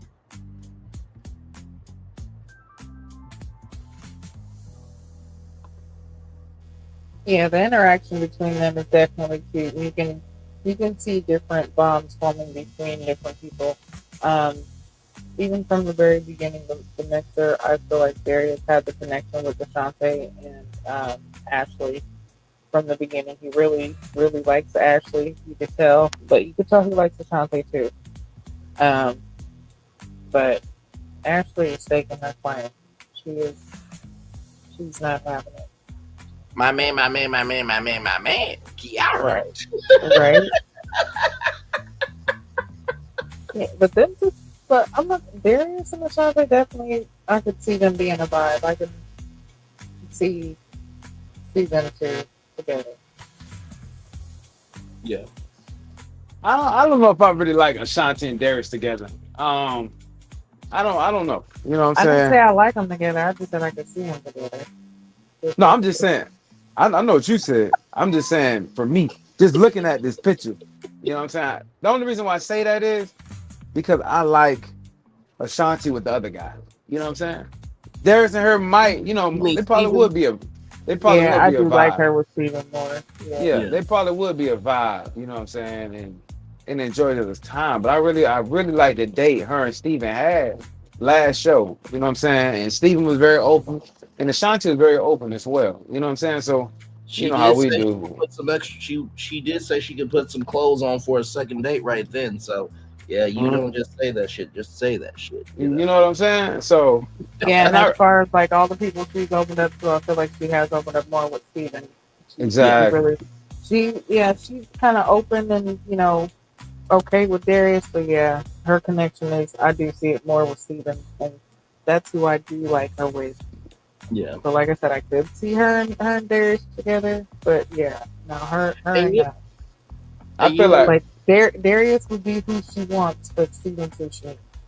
Oh boy. I There it hate is. being in that place right there. You know what I mean? What you need and what you want. Ooh, Yes, Lord. and not to mention too that remember when Enchante was a bit, tight in the beginning. She is so relaxed now, and if Enchante can be relaxed now, I think Donna will be relaxed in soon. Because remember, we were kind of wondering about her too. So things, Donna's things. relaxed with Vincent. Like you find your person that relaxes you, and I think Vincent is the one that relaxes Donna. Yeah, yeah, fully agreed. Fully agreed. So, with that being said, we are back in Groovyville with another citizen of Groovyville and Daphne talking to a citizen of Groovyville. This is the Heartbreak Christopher the Heartbreaker. That's what we're gonna call him. Christopher the Heartbreaker is talking to Daphne in Groovyville. And Daphne is saying here that, even though I didn't get any money, I didn't stop my connection because of the massage. And, it was all about I needed the men to meet my expectations. And, Christopher the Heartbreaker didn't know about the other guys. Like I said before, Chris is going to find somebody regardless of the show. Daphne will do way better as the understudy in Scooby-Doo the musical that don't even exist than her being on this damn show. Oh, I mean, and listen, That's messed up. I ain't lying. The musical. and listen, with Daphne from Scooby-Doo, even though she is a little bit ditzy, she has her moments where we still want to actually see Daphne. Okay, so that's my take on it. What is y'all take about Daphne and Christopher the Heartbreaker's conversation? She's sitting there looking like she's doing a consultation for a new mystery case. Where did you see the ghost last? How often does it appear? Oh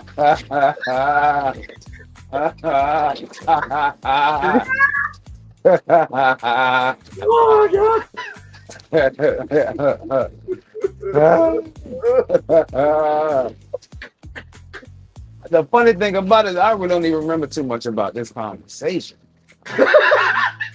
I really don't. You know what I mean? It was quick. It was quick. Yeah, That's why. It was very quick. And I really don't think Chris is into her like that. No, it doesn't seem like that, Eric. And I feel like she's fishing for a connection with Chris. I really feel like she's doing, but I don't feel like nothing else. Yeah, she's definitely fishing for something, but it's definitely not the right thing. I don't know what she's fishing for a mystery. It's crazy because this was such a short little clip, and all she talked about was the fact of what she wants and how she had those 3 connections and she tested them all. And Chris was like, "Whoa, I didn't even know that's what he's doing." Yeah. And you're right. He's in there. He's definitely giving her faith and respect of letting her talk, but he's not interested in what she's doing. He checked out a long time ago. This is not where he wants to be. He's ready for this to be over. Now I do have to say, I did get a text message from Casper the Friendly Ghost as we were live. Y'all know Braylon knows a lot of people. And Dapper, his cousin said, listen, it's already hard to date a ghost because she's already dead, but I won't even come to the physical realm to see an empty soul. That's what Dapper, Casper's cousin, Wow. Live. That's crazy. That was crazy. Damn, he said this a waste of trip. That was crazy.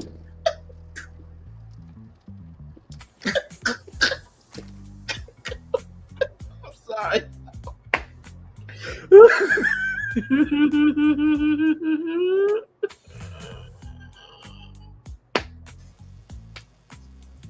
Chris is ready to go. He was like, listen, that conversation was probably just as short as her skirt. Just get out of here. He was like, he think, in that moment when you, like, I don't know if y'all have had this moment, but you ever been around somebody that you just really either can't stand, don't want to be around at that moment, or you just got a lot of shit on your mind. And they Yep. said he talking, but you were thinking about everything else Yep. but what they're saying. And some stuff don't even make no sense about what you're thinking about. You just like, you know what? I think I saw a cat playing in that box of cat litter earlier. I might have to get another box. No, absolutely. I definitely. Did the mail run earlier? I think I saw the mail, man. And they just steady talking everything about everything else. Like, you know what? That table over there done got 3 glasses of water and they have not even drank them. That's crazy. Oh, yeah, no, I'm okay. What do you say? Uh-huh. Wah, wah, wah, wah, wah, wah, wah, wah. I feel No, like I that's definitely. Charlie what Chris Brown. was. Yes. Yeah, look at his face. His face is like he is everywhere but right there. Yep. He's not there. And ladies and gentlemen, we're not talking about the cha-cha slide, Charlie Brown. How about now? Where there's some energy with that Charlie Brown. No, we're talking about the Charlie Brown, the womp, womp, womp, womp, womp Charlie Brown, ladies and gentlemen. Child, I swear, Christina sees this show, she'd be like, oh, he think he a fucking smart ass. That but don't even exist. Well, Casper's been around and more famous than your whole existence, child, the non-existent career you've never had. I'm sorry. Did that? Damn, that really came out my mouth. I am so sorry. I'm really mad that I cannot unsee Daphne right now. Like, this is what's blowing me up in the most.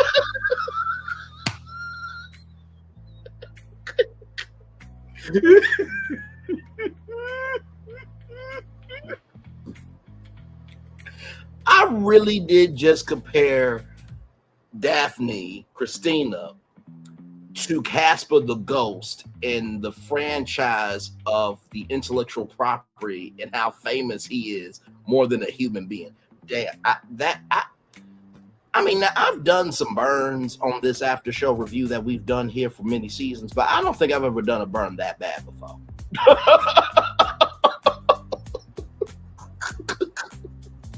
I think the text message from Dapper was the worst burn.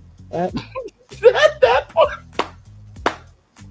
It's already hard to date a ghost because I'm dead, but if I will even come to the physical realm to see a dead soul, that was fucked up. Dapper, that was really fucked up, bro. You didn't have to do Daphne like that. You really didn't have to do it like that, but we're just gonna go right along. So then I just have to say this. Like, Dominique, I know you fine, but like, Jesus. Just it's the hair. You know, she would have came in on some blonde afro shit. She would have been a Fox and Clea motherfucking Patra from Austin Powers Goldman. Jesus. She do look like a bad man, but right. Listen. I feel like she kind of really stole the show. You know what I mean? Yeah. With this look. Her look really stole the show. Mm-hmm. No, absolutely. Listen, better be lucky I wasn't the DJ. Hey, listen, this next song is called She a Bad Mama Jammer from Carl Carlton. Her body measurements are perfect every dimension. Dominique, get your motherfucking ass out on that damn floor. Listen, Will Packer and Gigi. Braylon, would you shut your ass up? All you gotta do is play music, motherfucker. What was I supposed to do? I brought back they DJing. I ain't lying to you. It's gonna have to come a point where I'm just not to make sure your mic is not on. Don't cut it on. No, just leave it up there. No, just leave it up there for pop. Don't cut it down. Wait a minute. Now my mic ain't on it. It's a prop. Listen, let Q and Solana be visiting ready to love. Solana will be like, I think that was the best thing. And Q was like, nope, that's my homeboy, that's my dog, that's my brother. He ain't said nothing wrong. He was just telling the damn truth. All the way.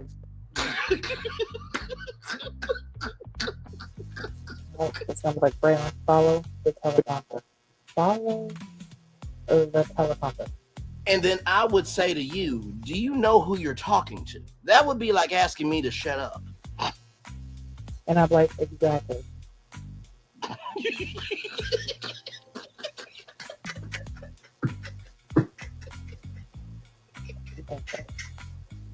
Anyway, but yeah, Dominic is definitely gorgeous. We can see why she has so many connections. Yes. Okay, it's not even just her outward beauty. She definitely has a personality to match. She loves to smile. You can tell she loves to have fun. She's definitely a very positive, good-spirited person. She has goals and aspirations, things that she wants to do with herself, things that she's already done. And she knows what she wants, which is a very, very good thing. And I like the conversation that her and Bella had, and she kind of came off like, hey, what's going on? I thought, you know what I'm saying?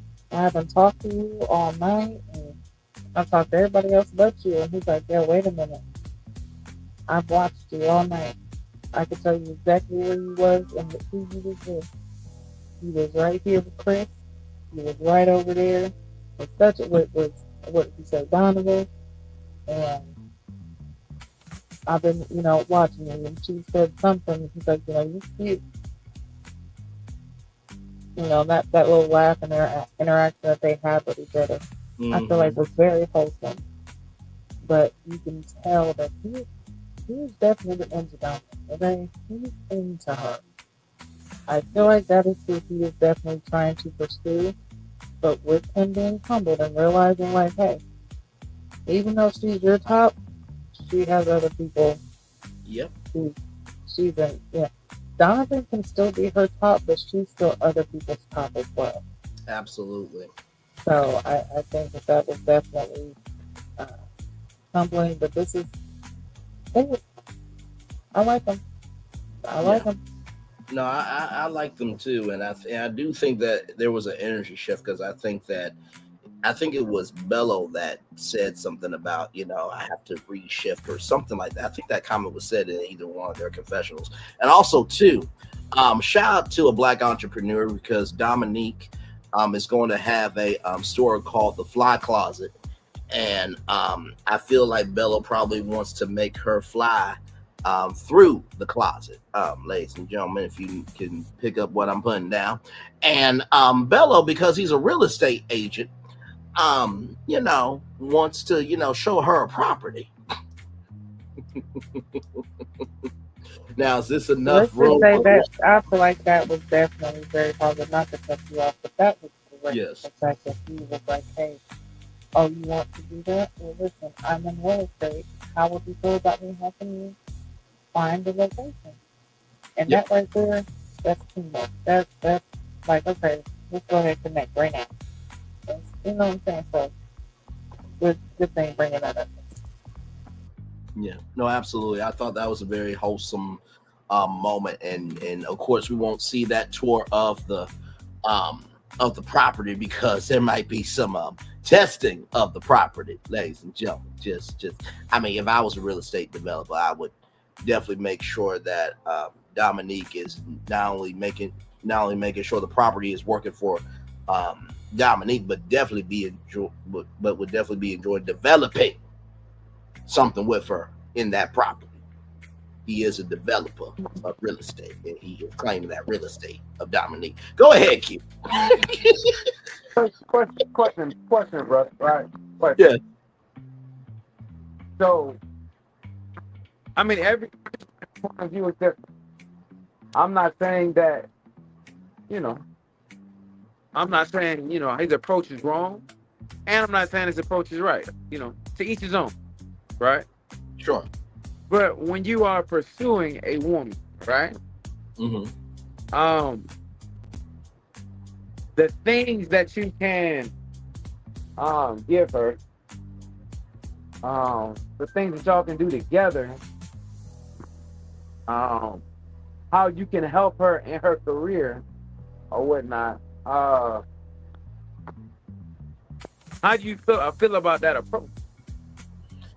I think that's a very good question. I think it's all within the context, conjecture, and connection that is made, right?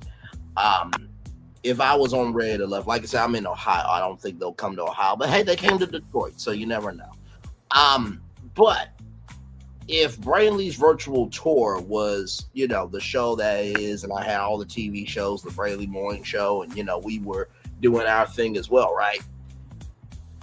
I don't think if I was on Ready to Love Ohio that I would offer Brainley's virtual tour as a power chip. And I'm going to tell you why. Because if you can't handle who I am as a human being, why in the world am I going to allow you into my world? I'm going to say that 2 more times. If you can't handle the person who has domain of the world that you are so curious about, why would I let you into that if you can't handle me? If you can't handle who I am, why would I allow you to be in my world where I have my domain? Because if I was on Ray Love Ohio and there was a woman that said, well, I'm an entrepreneur and stuff, I'm like, well, I do have this, huge, show that's on 6 to 8 p.m. live on the E Network and streaming live on Fandango at home. We could do a 2-hour show together. Well, why offer that if I'm on the show for love? And plus, all she got to do is go to brainleysvirtualtour.com and apply to be a guest, obviously. So, that there's already a pathway. But here's the thing, though. When you open up a space to offer a resource, sometimes they will not love you because of you, but they'll love you because of the vault you have. You know what I mean? So that's just my take. I know that was long-winded, but hopefully that answered the question. Brother, I feel the same way you feel. 100%. Now watch this. Watch this. He offered her an opportunity, with her store. Right? Yes. The other girl roundabout asked him for a massage, right? Mm-hmm. But he's more open to helping Dominique, right? Yes. And in my mind, what I'm thinking is she really trying to offer that to Dominique for stability in their relationship since she see that he has more connections with everybody else? Other connection, now he's like, well, shit, I can offer you this. I can help you in your business. These other guys might don't have that out. Very good point. You know what I'm saying? Very, very, very good point. I did not think about that, how potentially offering, to help her find a place could be a way for him to, have a power chip, right? Mm-hmm. With that being said, I like where we are, so let's go there. Devon is a university project manager, right? Yeah. So he does many projects with the University of Michigan. I'm sure that they have a fashion school. So if there is a project dealing with fashion, I'm sure he could offer that as well. And then with Carday, guess what? Every business needs insurance, right? Yeah. So I agree with you on the premise that what Bello did was a power chip, but I disagree on the fact that not everybody's going to do the same thing. Because I think for this show, in order for love to actually prosper, you need to bring the self of you that is of your soul, not of your persona, to stay in the game. Okay, well, Braylon, to take you out off of that, and also of what you were saying, that goes into, okay, so Christina, she's trying to play this game and she's upping herself as if she is above her means. Okay, Correct. she's above who she is, and she's this is okay. Follow me. She's acting above her means, but she's lowering herself to a simple massage. Okay, while Dominique is just being herself and giving who she is freely without the bond of this financial tie. And she's being offered real estate. She has the potential to have, like you said, the projects of a, fashion institute at the, University of Michigan, Mm-hmm. or, you know what I'm saying, whatever the case is with Corday. But she has options with her choices because of who she is. The choices that Christina is choosing and the people that are in her top aren't really for her because she doesn't qualify for the quantity of quality they could offer her. Okay, the quality of life Mm, she wants very good point. and what they can offer her, she doesn't qualify for. But No, excellent point. you can clearly see which women and which Agree. women does. Totally agree. Great point. Absolutely, no, very well done, Gigi. And I think that's very true. Because as I've said before, your education, something that you have to pay for. Your gift was already paid for. Sometimes the reasons why people have made it as successful as they have in business and in Hollywood is not because of a sheet of paper hanging on a wall from Juilliard. And no disrespect to anybody that went to Juilliard, but follow me here. Sometimes your networking skills and how you carry yourself can get you into places where that sheet of paper can't. So because Dominique is moving in a fashion where, listen, sure, I can be defined by this, that, and the third, but the totality of me is worth everything because I'm about my business. That can and that should and that will determine the access of what you receive. So while Christina is working from a moment mindset and she's gaining short term, Dominique is recognizing the totality of her and she is able to get stuff for the long term because she's moving in that fashion. Right. Hey, but another thing, right? Bella, you can't play that game with Dominique. You can't. You know what I'm saying? Dominique's already familiar with a certain world. So just because you're offering her assistance and you're offering her resources, that's nothing new to her. And I feel like I hope he's not using that to try and get his way in the door. Sure. Sound more appealing than the next person. So if that's the way Bella operates, and another thing about it is, right, I just met you. You know what I'm saying? So for me to want to do business with you and I just met you, Mm-hmm. or help you like that, that's a long-term commitment. You know what I'm saying? That's a commitment. In what way, Q? And the reason why I'm asking is because of this, right?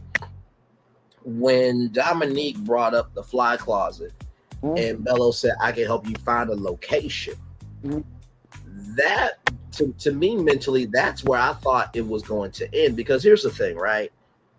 Bello could showcase a property to her, but that doesn't mean it's going to work for her. She's going to take Bello's property, and she probably has been having this project, she's probably been working on this project for a while. So she'll take that to other ones because at the beginning, middle, end of the day, just because I have the commit doesn't mean it's going to be the right price, right? So she'll have to make that final decision. But if you can give a little context, conjecture, and connection to what you mean by commitment, because I just thought that Bella was saying, I can help you find a location.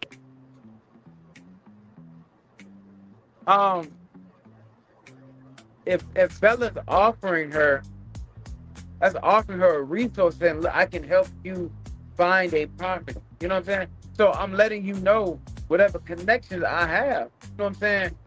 They will be available to you.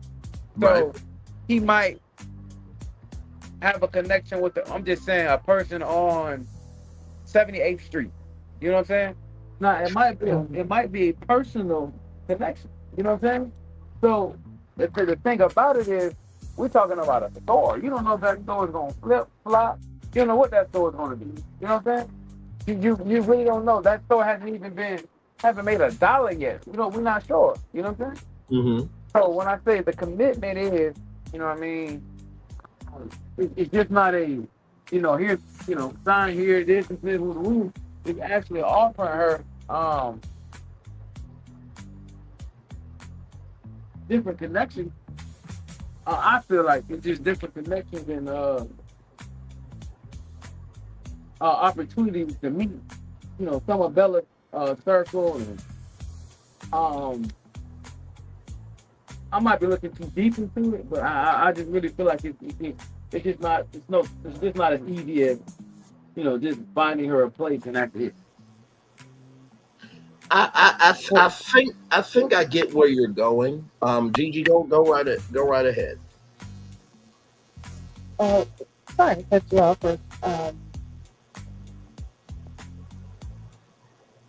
I just think like with that, that's more of like to go back to how we see with Bello. Bello, I feel like is more invested in the Dominic, and he feels like their connection is stronger. And she might actually feel the exact same way about him. Like their connection is really that strong. And just like you said, his wife has to be ambitious because that's how he is.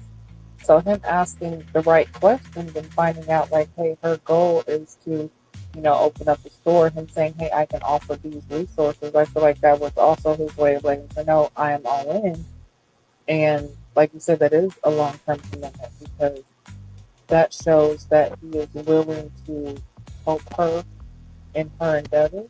He's willing to care about what she is wanting to do for herself and in her life. He's not trying to like slow her down. He's willing to build with her, and he's showing that early on.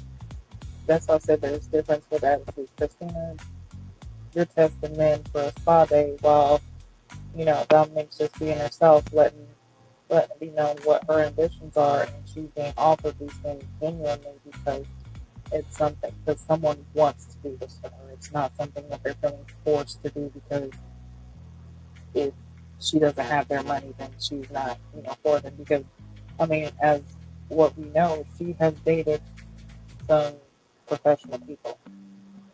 So I would not think that she's lacking in the financial department. So it's not like she needs Bella's money, but for him to offer the resource of, hey, I'm into real estate, you're wanting to find a storefront, what we are wanting to do is something that aligns with each other, we can help each other out. I felt like it wasn't something forced, it's genuine, and that's a good sign in a relationship. Now the thing about it is moving forward and actually following through with it. Don't just talk about it. Yeah, no, absolutely. And also, too, one of the love languages is acts of service. So maybe he was trying to show a love language of, like Gigi said, being supportive and caring, but also, too, and this is not to get too deep into it, but every industry that you work in, there's a ripple, there's ripple benefits. You know how like you throw a pebble and then you see the ripple effects, the ripples in the water. There's ripple benefits to every industry. So when you're in real estate, guess what? Everybody needs a little bit of real estate. Celebrities might, know a person. For example, Trina Braxton just sold a home to Faison Love, right? So with what Bello's offering, there might be celebrities in Bello's circle.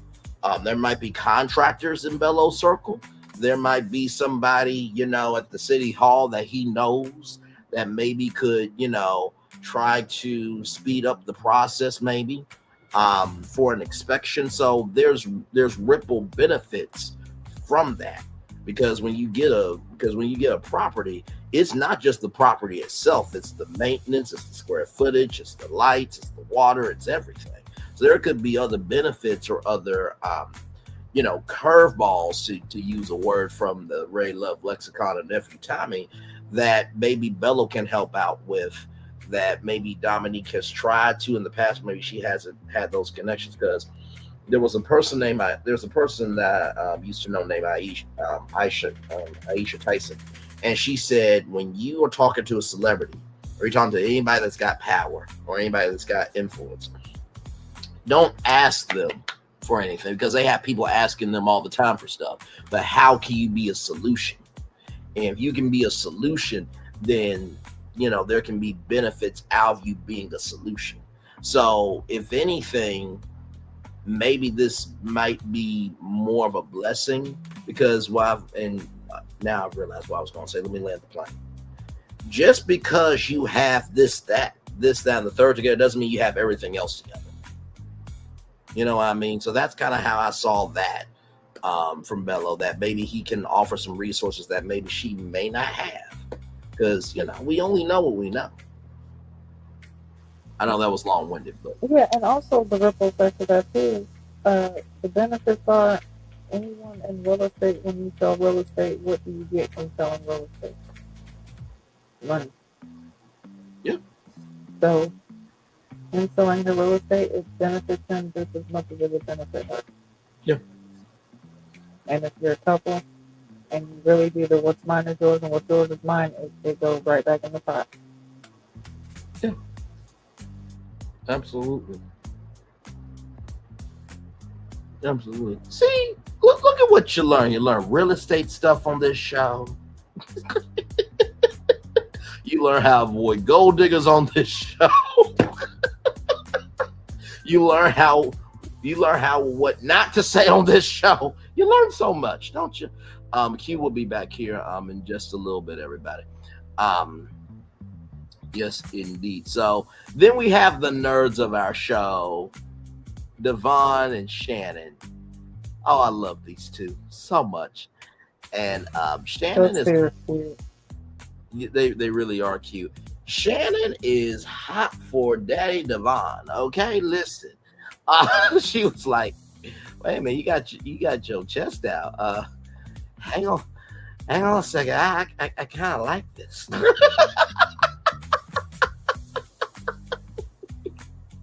Yeah, she definitely could not stop smiling, and they definitely are. I don't know. I could see him and Shannon together more than him and Dominic, honestly. Yeah, I do agree with that. They seem to have such a flow. You know what I mean? And I think sometimes, I always joke about everyone's got an inner freak in them. It just takes the right person to bring it out. But also everybody too has an inner geek. Everybody has that softer side. Just takes the right person to bring it out of you. And so a question gets brought up about Pilates, right? And Devon says, "Hey, listen, I don't mind going to Pilates." And, Shan was like, "Well, I'm glad that you're in touch with your femininity, because, not all men, are like that." And so it seems like to me, Gigi, that Shannon is that girl, but she's never found that person to allow her to be all of that girl. And it just seems like it's really just two nerds that found each other, and they just flow. Yeah, I totally agree. They definitely seem like they have more in common, and they could definitely have conversations. The way that she smiles when talking about Devon, and just seeing him, how he makes her feel, it's definitely something that you look for when you meet someone, especially when you're looking to date. And I think that he feels the same way that she does. I hope he does. But I definitely like Devon and Shannon together, and I could see them together more than what I could see him and the Dominic, like I said. Yeah. No, for sure. Welcome back in, Q, where I'm talking about Dominique and Shannon. And I was saying that Shannon is liking Devon's chest out and everything. It looked like she wanted to leave the party. GG. All right, y'all. So listen. Listen. His big motor is gonna go through my town tonight. Okay, so we gone.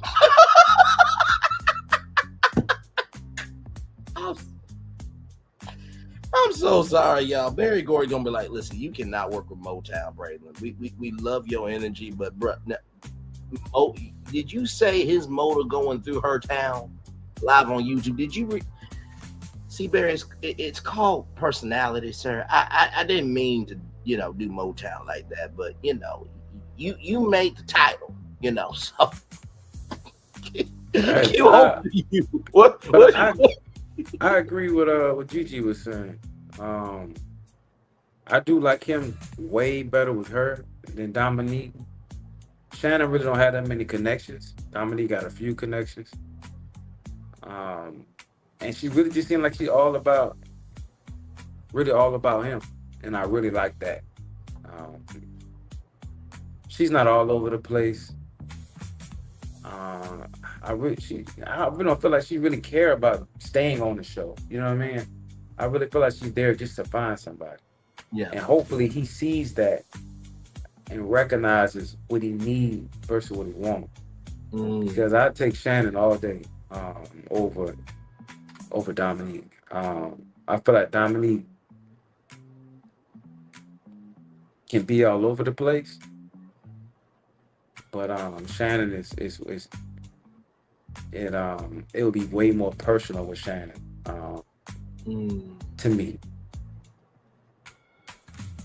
I receive that. I definitely receive what you're saying. Is that with Dominique, it's more about the fantasy, but with Shannon, it matches more with his reality. I will say though, I think we can all agree with this. I think Dominique is way more stable than Christina.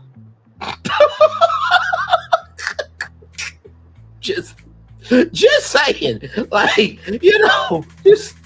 You think? Yeah,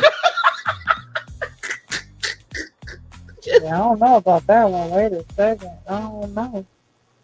What stable how? What do you mean? What do you? I don't know. Explain that one. Okay, so Dominique being more stable than Christina. Dominique, to me, I think that Dominique has a big personality. And, sometimes she is not misunderstood, but she is not, she hasn't always had the chance to let her hair down because she's had to, carry that personality. And so, with Christina, she seems to be all about the money, but at least with Dominique, she's layered. She is a business owner. She's around her family. She, had miscarriages. She doesn't mind having children. She has a motherly energy. So that's why by at least Dominique has direction about herself.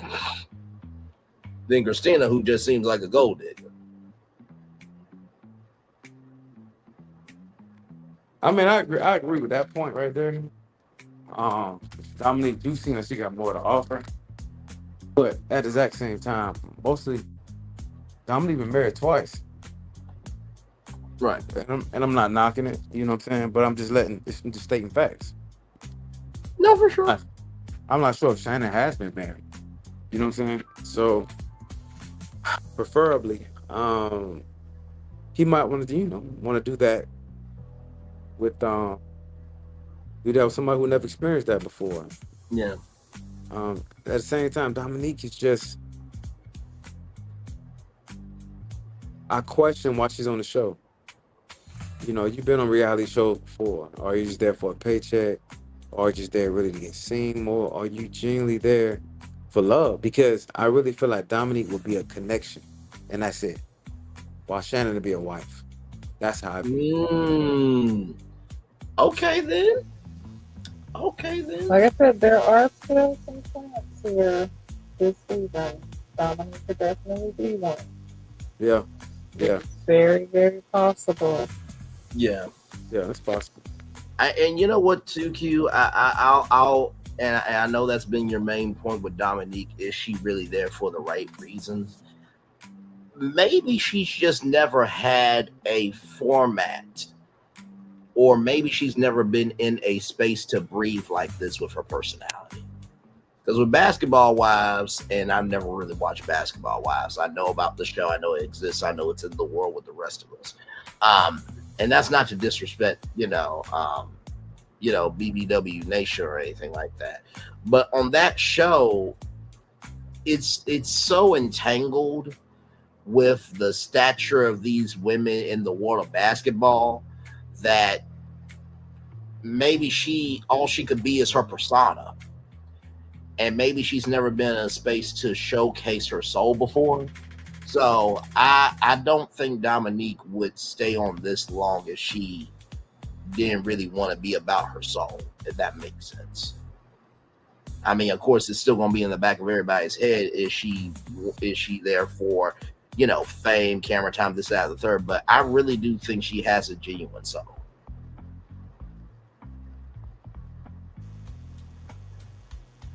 Yeah, I think she has a genuine personality and that's definitely a genuine way about herself, and she could definitely be there for love.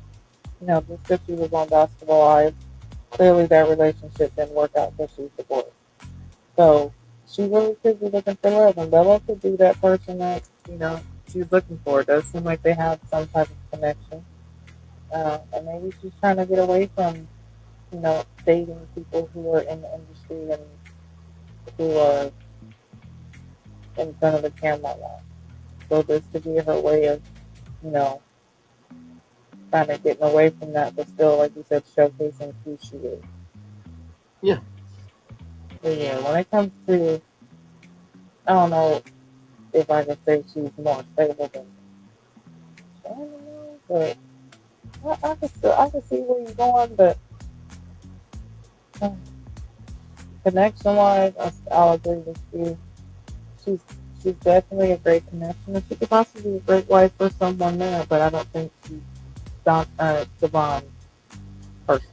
Yeah, I think if the show ended right now, I could say Devon and Shannon, Donna and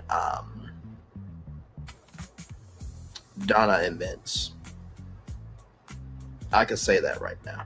If the show ended right now, which it's not going to, but I definitely feel those two for sure.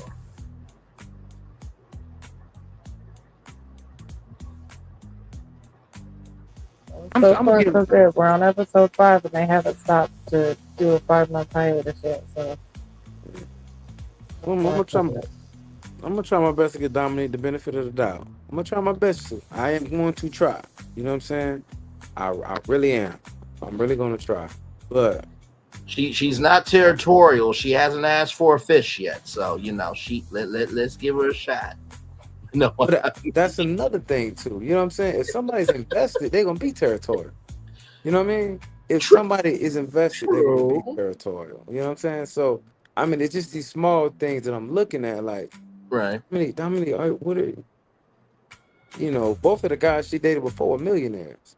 right. They were athletes. You know what I'm saying? But So, even with Janelle, she married somebody that we didn't think would be her type.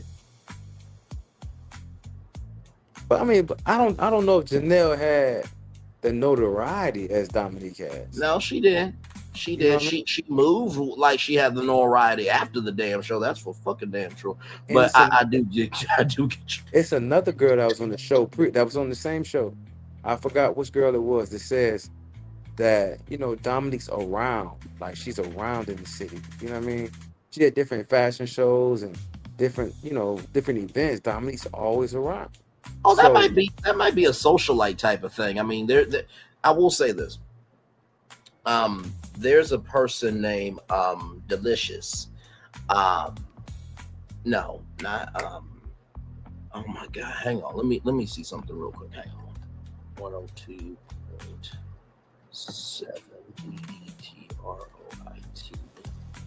ETROIT. While you're doing that, Yes. yeah, I think it was it Ashley? It was one of them, yeah, that did say that they had seen, Dominic around, and she's always on the red carpet or she's at events and she's known in fashion and stuff like that. So she's known and she's actually about her business. That's one thing you can't say. Like she's not out here just talking about it. She's known. Unlike Christina. Because I haven't heard anybody say they want Christina. Hang on, I'm trying to, because there was a morning show in Detroit, and there was this particular They should have a Motown karaoke edition. Episode. Child, listen, if that ends up happening, my lord.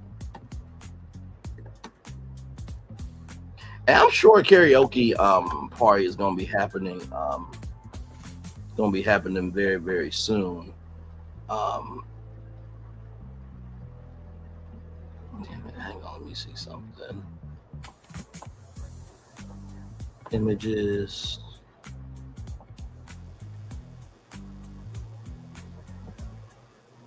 Yeah, but Shannon and Devon definitely are more of a couple, I feel. And even they kind of, look like they stepped out together in a way.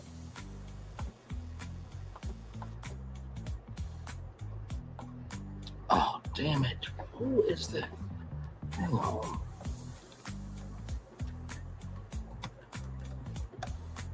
This is going to get on my last.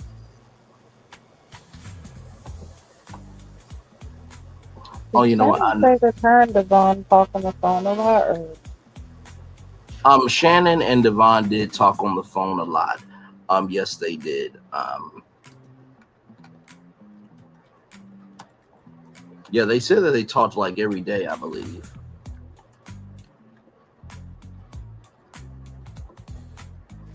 yeah. So they're definitely forming a connection outside of just, shooting.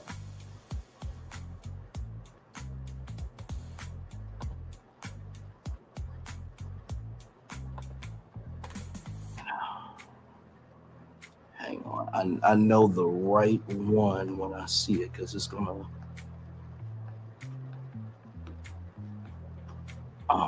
Okay, come on now. Okay, so there was this woman named Tiffany Fox. Tiffany Fox was a personality on Hot 107.5. And I know what you guys are thinking, Bray, what does this have to do with this? Believe me, it's going to go to Q's point. Tiffany Fox was from St. Louis. And I think sometimes when we hear, getting around, that could be more of a socialite thing, right? It's not like actually, getting around town or anything, but No, I meant as far as getting around, like around town, like socially. That's what I meant.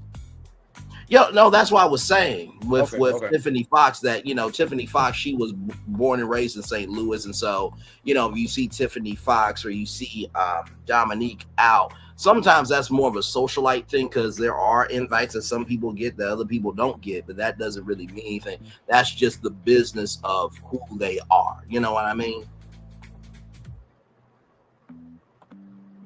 I'm tracking. So yeah, that's all it was. And my bad, y'all. I knew the name was on the tip of my tongue. I just couldn't remember the name. But yes, Tiffany Fox. She was a radio personality in St. Louis. So yes, indeed. But listen, I appreciate the fact that you are open-minded, not just to say that because you're on the show, but also too, when we don't know of a life, all we can do is judge it. But like you said, this show is called Ready to Love. So sometimes, seeing the evolution of somebody that, okay, maybe they're busy because they just are doing it for a bag. Maybe they actually don't want to be that busy all the time. But yes, indeed, for sure. And listen, I'm pulling for the nerds of the show.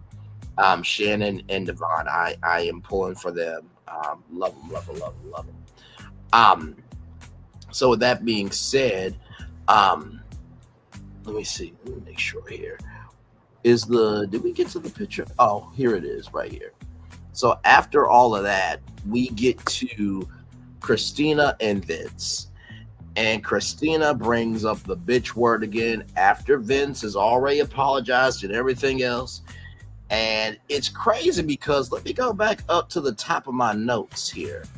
Because Christina said that Vince was handsome, a hard worker, and a great father. So, what switched? Because the energy that you gave off was crazy, and I gotta give it to Vince, brother. You held your own here, because you just said no. You just looking for a paycheck. In so many words, he didn't really say it like that. Well, he actually did. He actually was very kind in saying it, but he was basically saying like, so is this all you're looking for? Because if you're expecting me to do this off the jump, I don't know how I feel about that. And then Christina, you said, and I quote, and I think you said your dad said this, or somebody said this. It could be 2 days that I can know you. I can lick your neck. I'm like, wait a damn minute. Hold the fuck. What?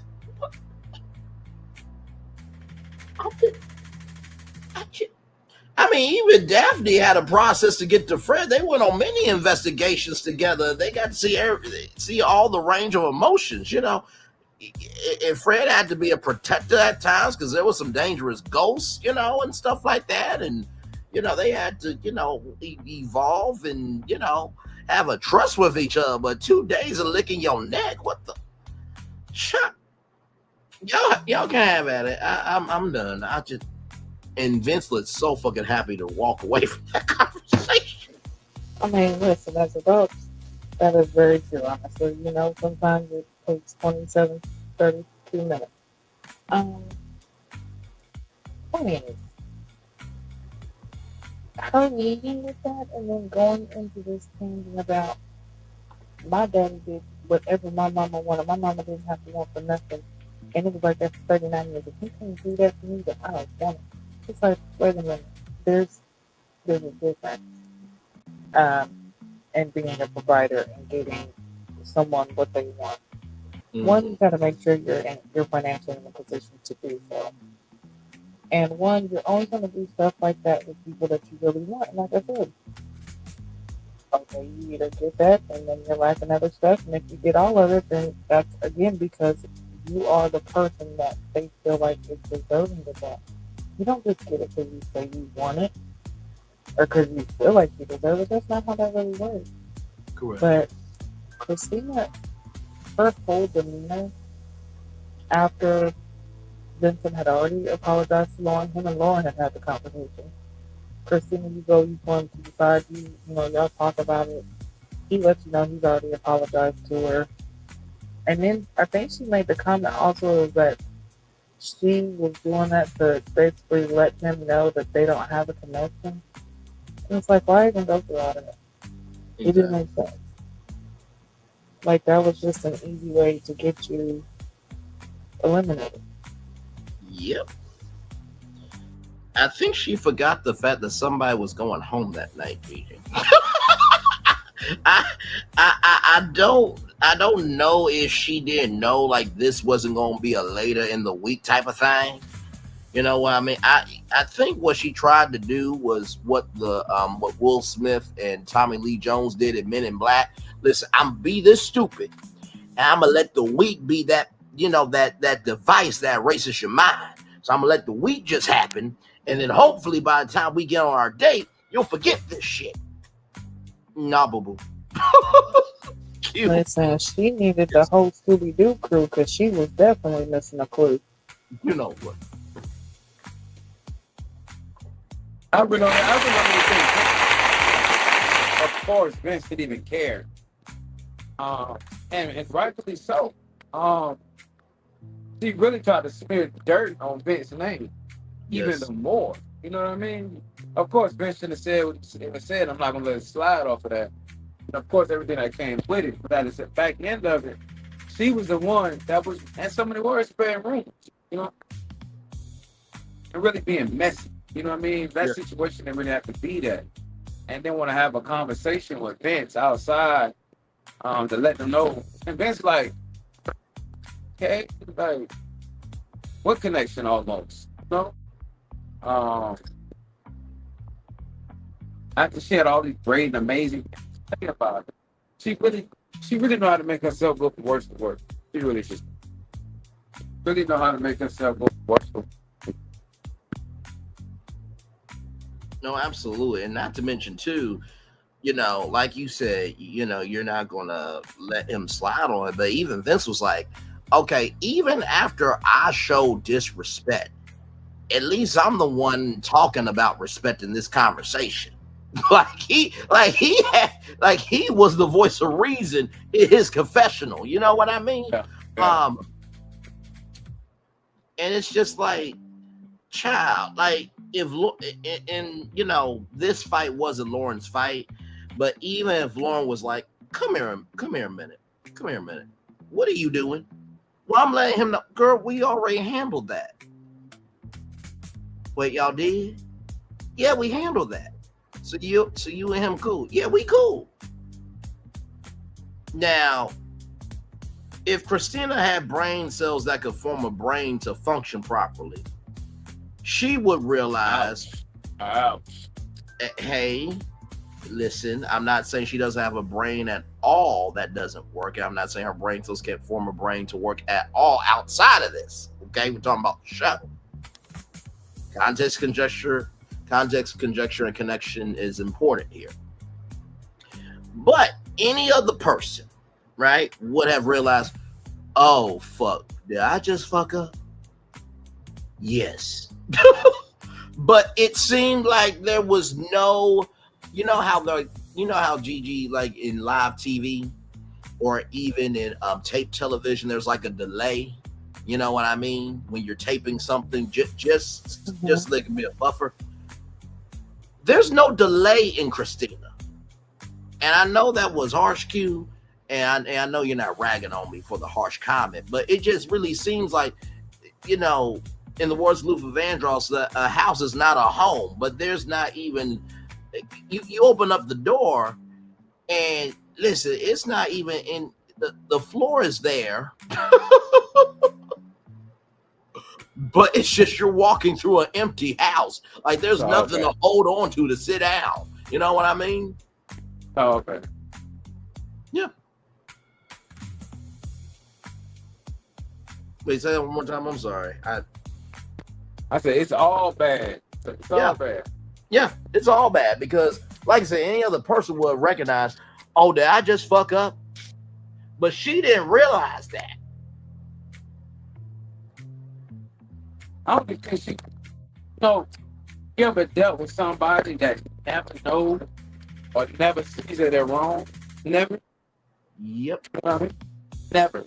You know what I'm saying? So, I feel like Christina got some things personally she needs to work on before she's ready to take that step to say she's ready to love.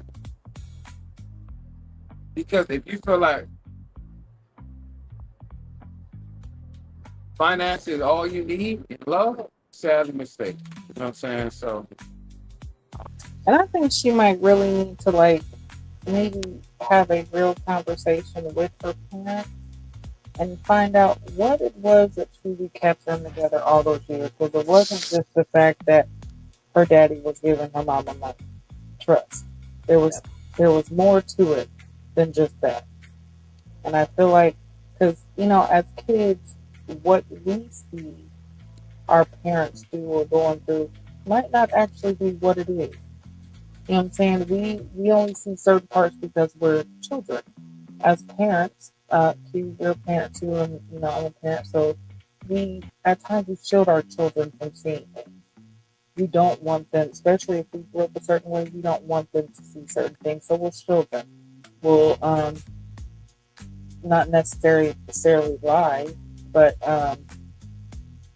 certain hard truths we'll try to keep, make it a little bit easier on them, to make it a little easier for them to grow up without having certain traumas or having certain hardships or issues growing up.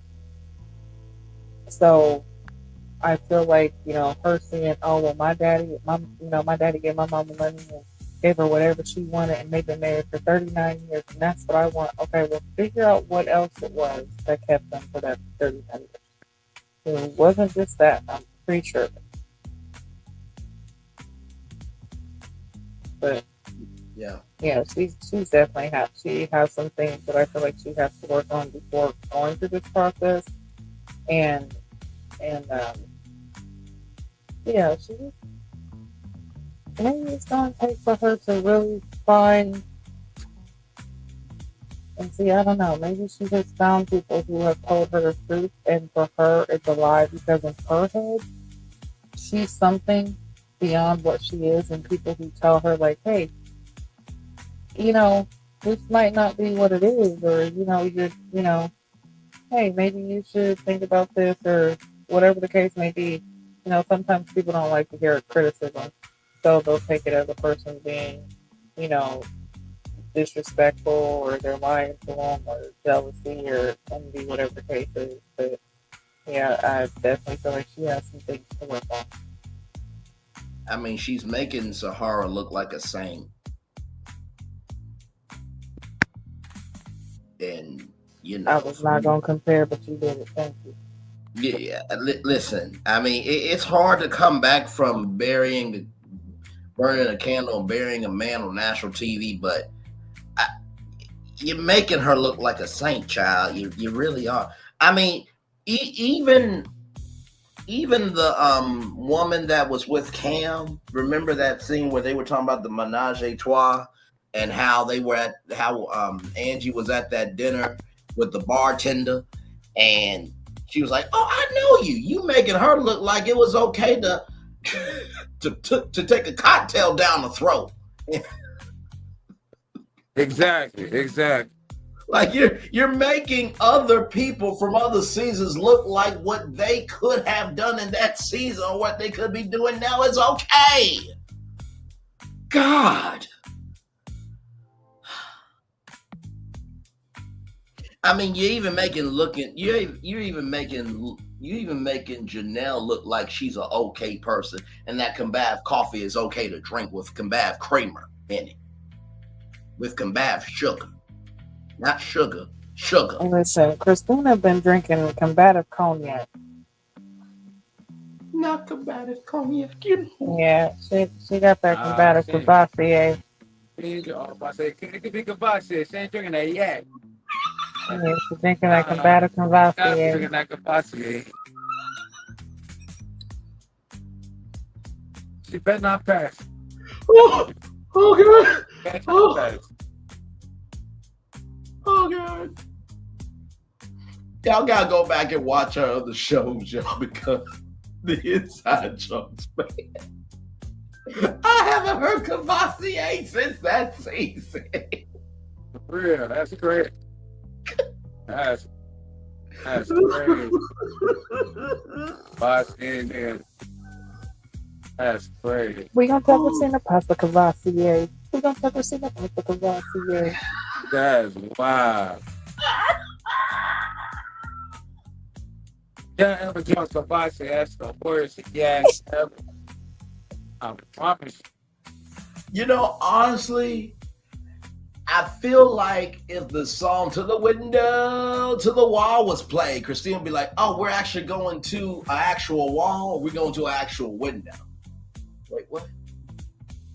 Does she not know that just means it's a vibe that we just bouncing off the wall, shooting up in the sky, hoping we land? Does she not know that that's an energy? What the fuck is wrong with her? We don't go no fucking damn door to no damn window. What the fuck is wrong with him? Nah, Christina's more so, you tell her to the window, to the wall. She's like, okay, but if I go to the window, that's going to be $700. I need that right now. And if I go to the wall, listen, you have to make sure you pay for my trip to the wall.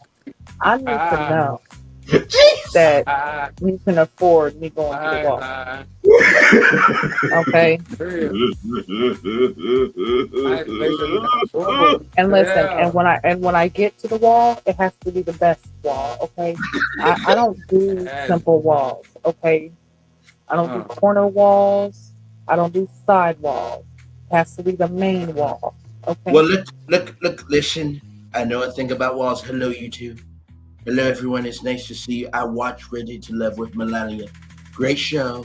Great blacks this season. Great blacks in Detroit. We love some Detroit. We really do. Now, Gigi, you brought up walls. What's going on for walls? Well, That's Trump, you crazy. know a lot about laws, Well, yeah, besides the well, fact of how to build one. see, listen, I'm trying to help here. Okay, now normally I don't have the blacks, but I heard the window to the wall thing, and it's a great song. It really is a great song. Godfrey, who I hate, he's a black I hate. He made fun of me with Dr. G, and he said he's one of my favorite doctors. And the G thing is my favorite, but he made fun of the fact that he has to do a T thing. So I don't like Godfrey, but I like you, Gigi. So what is this thing with a wall? I'm trying to be helpful. I don't do this at all for anyone. Okay, you have special access, right? I think I'm gonna have to do like a Kaepernick and Neil to this one. I do not condone this conversation. This Okay, is a well, black only channel. We do not allow orangutans and oh, oh, you know any. what, Braylon, take over because I heard from the window to the wall, and I just thought it And would the be window nice. to the wall is where you need to go. Oh, In okay, a okay, cell that doesn't have any windows and only walls okay, I'm that gone. are padded with. Okay, I'm gone. I'm gone. thank you. Hello, Braylon. Hello. Please Hey listen. guys, how's it going? Nice to hear your voices there. I don't know what happened on the stream, but I'm glad to be back. Yes, indeed. So what were we Listen, they talking about? always they always listening in. We know they're listening, so we don't I, deal with the likes of them. Child. So I think we covered everything with Christina, correct? Or Daphne? Mm-hmm. Okay. So Ajante and Steve, this damn show we do. Ajante and Steven, they're talking here. It really wasn't too much to their conversation, I don't think. Um, not that I know of. I'm looking in my notes here to see, but let's see here. Yeah, not too much. No, no, no, no, no. What did y'all think of this exchange between Steven and Ajante?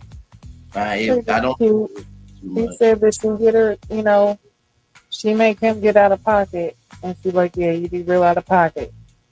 Uh, but yeah, they just got a little cute vibe. It wasn't really too much with them, honestly. I want to say I feel like this episode, even though it was good, it still was like little short clips. It wasn't too much of like deep engagement like that. Right. Yeah, I agree with that. Q, same with you. Yeah, yeah. I feel like they enjoyed the time. I feel like they enjoyed the conversation. Nothing crazy. They just enjoying each other's time. Um, really finding their connection. I really feel like they have a connection. Hopefully they can build on it, and hopefully in the process together. I really like it. Yeah, no, fully agreed. Fully agreed. So then you have Nicole and Chris, and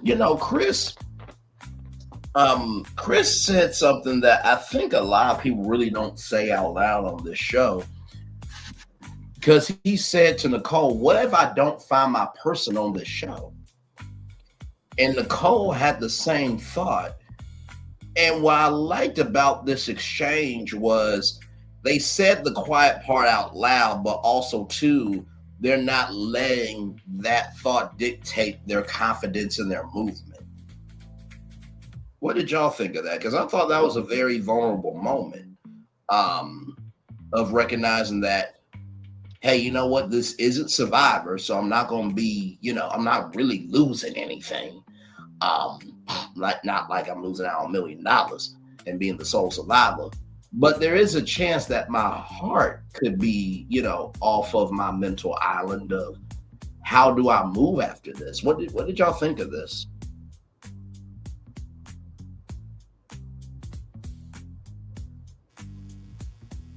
I thought that it was actually a strong conversation. And that's something that we've been seeing throughout the season so far. The conversations have been meaningful. Like they're actually asking questions that should be asked, and they're showing real concern. It's not just the materialistic part. They're actually, that's why I said I feel like there will be more connections this season because these people are actually worried about finding someone. They're actually looking for their person and trying to make those connections and deepen and strengthen the connection that they have, and you know, um, weed through this process the best they can for the most part. So this conversation between these two actually, like you said, expressing the quiet part out loud and actually being able to be there for each other in this moment, having that same concern, and then they say like, hey, even if this process doesn't work out, it doesn't mean that it's the end. Um, I think it shows a lot of the maturity of this cast this season. So I like it.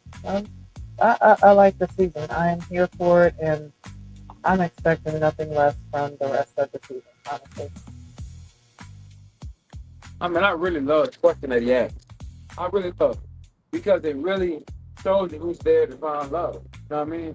What if my person not here? You know what I mean? What if my person is not here?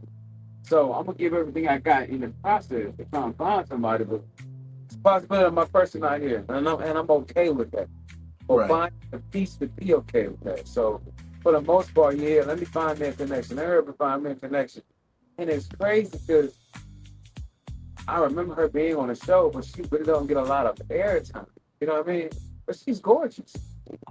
Yeah. Gorgeous. You know what I'm saying? And I would love for her to get find somebody and at least try and build somewhat of a connection. But if your vibration is just a little, might be not as, might don't vibrate with everybody, or your energy might just be off. And it's not a bad thing that your energy is off. It just might don't connect with certain people. And that's Right. okay. You know what I'm saying? Because she looked like she should be with somebody. You know what I I'm saying? mean, and honestly, to tell you the truth, to be a university lecturer and a pageant holder at 35 years old, Nicole seems like she has an old soul, but she's game for anything around the right people. Like she seems to have that right balance of energy. You know what I mean? So there and listen, we've said this before. Sometimes the true love of your life is not really on the show. It's the DMs that happen after the show, depending on how you move. Bingo. You know what I mean? So sometimes you have to be seen so you can be embraced. You know what I mean? So, Okay. um, but Nicole, if it's any consolation to you, your DMs will be open before Daphne's. Just know that you'll be okay. You'll be okay.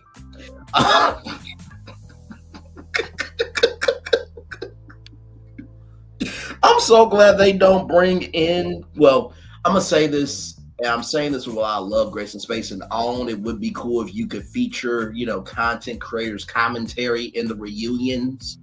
Because listen, we're part owners of the Oprah Winfrey Network at this point. Okay, listen, Bravo, they got their social media teams, and they got the content creators that cover the Bravo stuff.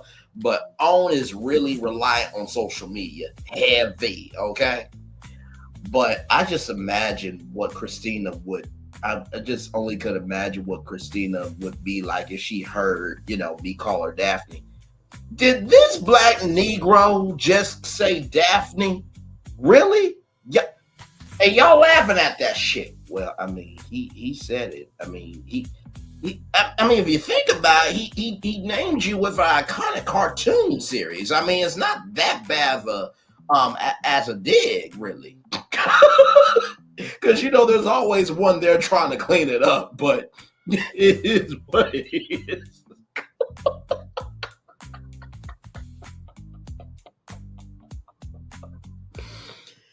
Oh my god. Okay. So anyway, we see Lauren, Christina, Devon. They're talking. Enchante and Darius. They're talking about him being celibate as well.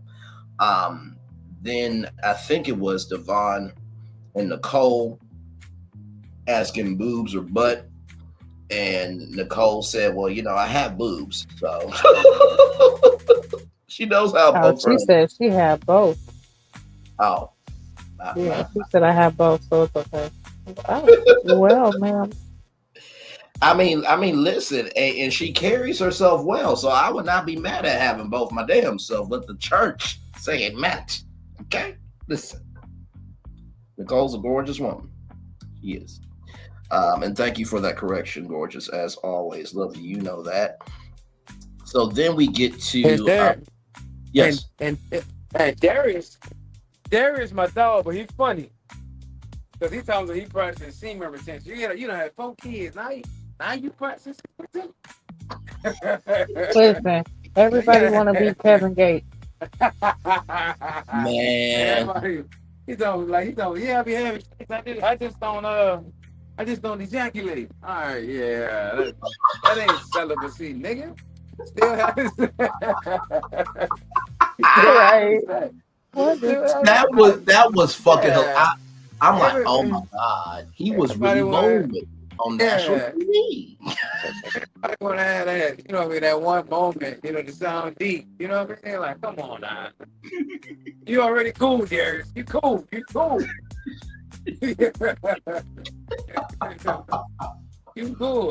Yeah, I'm celibate. How you celibate? And you guys, of course, semen retention is a part of celibacy because you're not even entertaining. Celibacy means you're not even having sex. He's saying he's doing semen retention. That's two different things. People who do semen retention are still having sex, but they're just not ejaculating. Now, if you are celibate, you're not even having sex. Listen, I'm gonna keep it a buck. Y'all know I say Devon looks like the older version of me. Listen, I am doing melanin retention with Shannon. Do you hear me? Melanin retention. Okay? All right. Okay. That is wild. She look like she worth it too. I ain't gonna say.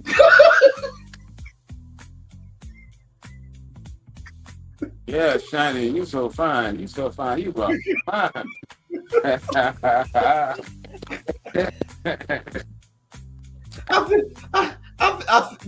The thing about our show is we don't rehearse what we're going to say. So when someone is really like damn gulped, it's in real time. I feel like Gigi gonna be like, honey, I gotta do some melanin retention with you tonight. What's melanin retention? Get your ass over here and you'll find out. What the fuck is wrong with you? Listen, clearly, I honestly do have melanin retention because I am shades lighter than him. And it's so funny. So, Juneteenth, think about this. Juneteenth, y'all. Mm-hmm. Went out to the park and I had on kind of like a crop top dress or whatever. So I tanned. Like I get light in the sun, I tan. So I tanned, right? Oh, he's loving this shit because part of me is light, and then the other person got brown. He's like, oh yeah, I like this. I'm like, I don't, because now I'm two-toned and it's already December and I'm still two-toned. Like, you don't understand this shit. I really look like part of my melanin was loading and then it just stopped. It was like, good enough. Enough right there. You don't need no more. It was loading.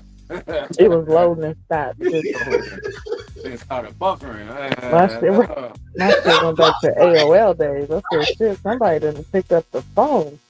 Who done disconnected the internet? The fuck? Keep loading. Charger back up the side. Not the melanin was a dial-up connection. My Lord Jesus.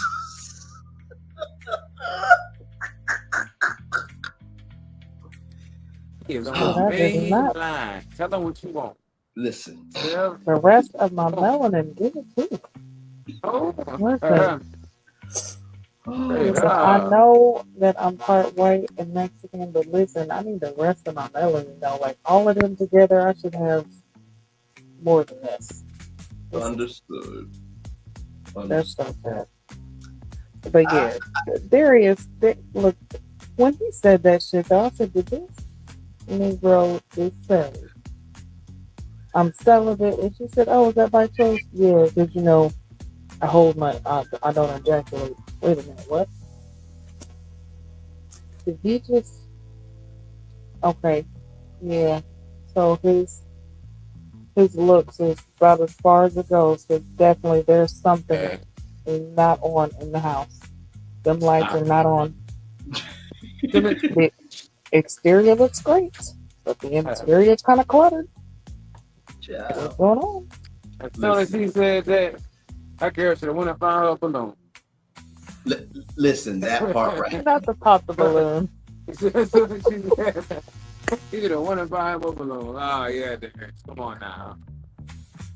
You already come out here with this lion mange jacket on. Now you talking about you're having sex but not having sex. Man, come on, Darius. Stop. Now listen. First of all, I know Q was probably shocked by the fact that I flipped semen retention into melanin retention live on YouTube. Listen, as you get to know us, everything that I say, I actually do say live. So believe me, I know you're shocked. I know you're appalled. I know you're a bit taken back. And I know you probably gonna look at melanin the same way again. Okay, but listen. In the words of Steve Harvey, who did a whole comedy set at MegaFest without cussing, he said, if Christians aren't having sex, why are all these cute little Christians keep popping out? If you ain't doing melanin retention, why you got melanin kids then? You're retaining something of that melanin, okay? Hell, shit, sometimes that melanin tastes like peach cobbler. That's neither here nor there. That's not y'all business. No, he just choosing who to celibate to. That's what it is. Yeah. That's exactly what that is. Yes, indeed.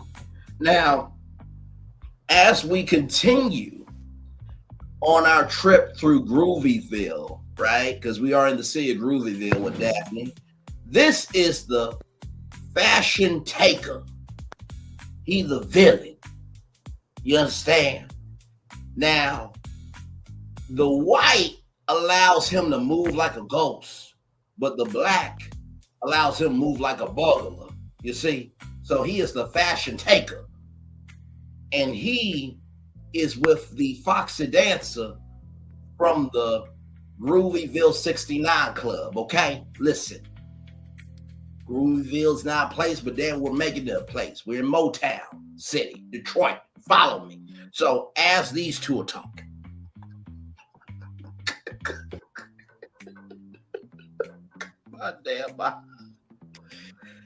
Darius wants an extraordinary woman, right? And Ashley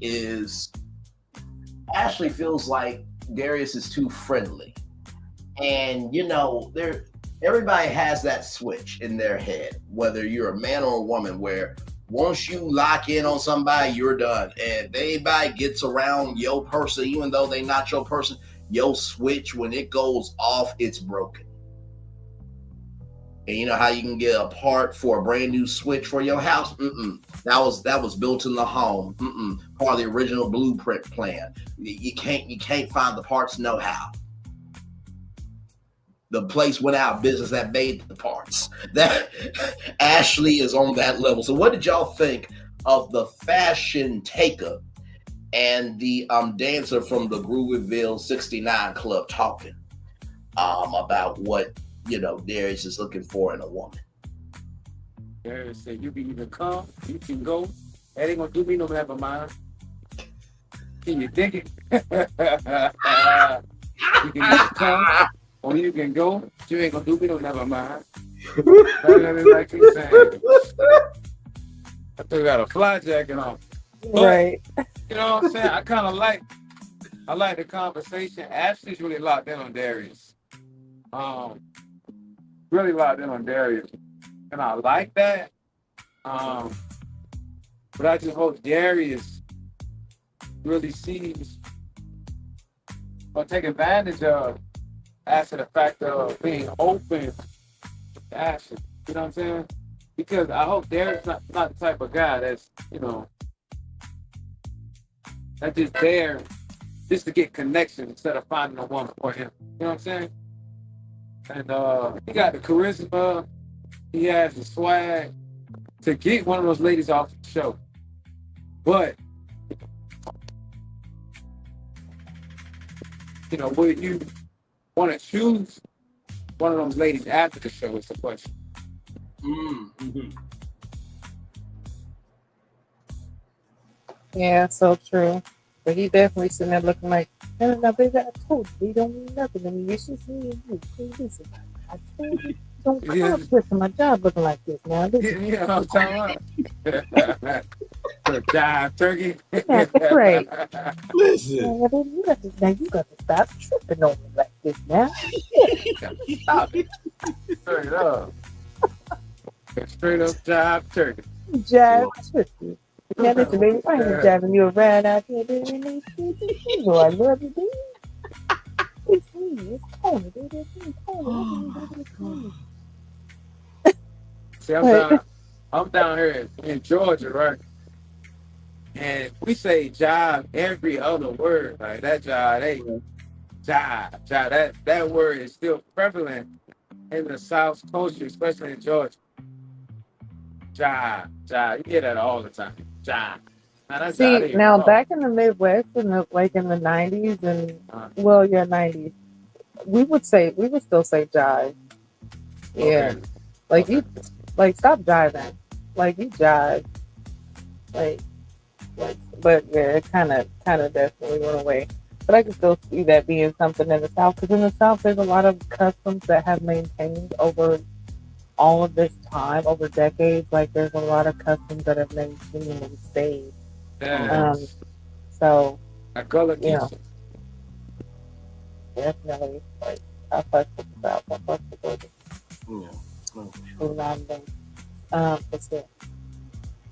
But yeah, I like the chemistry and dynamic between Darius and Ashley, and I really, really would want to see them get together. But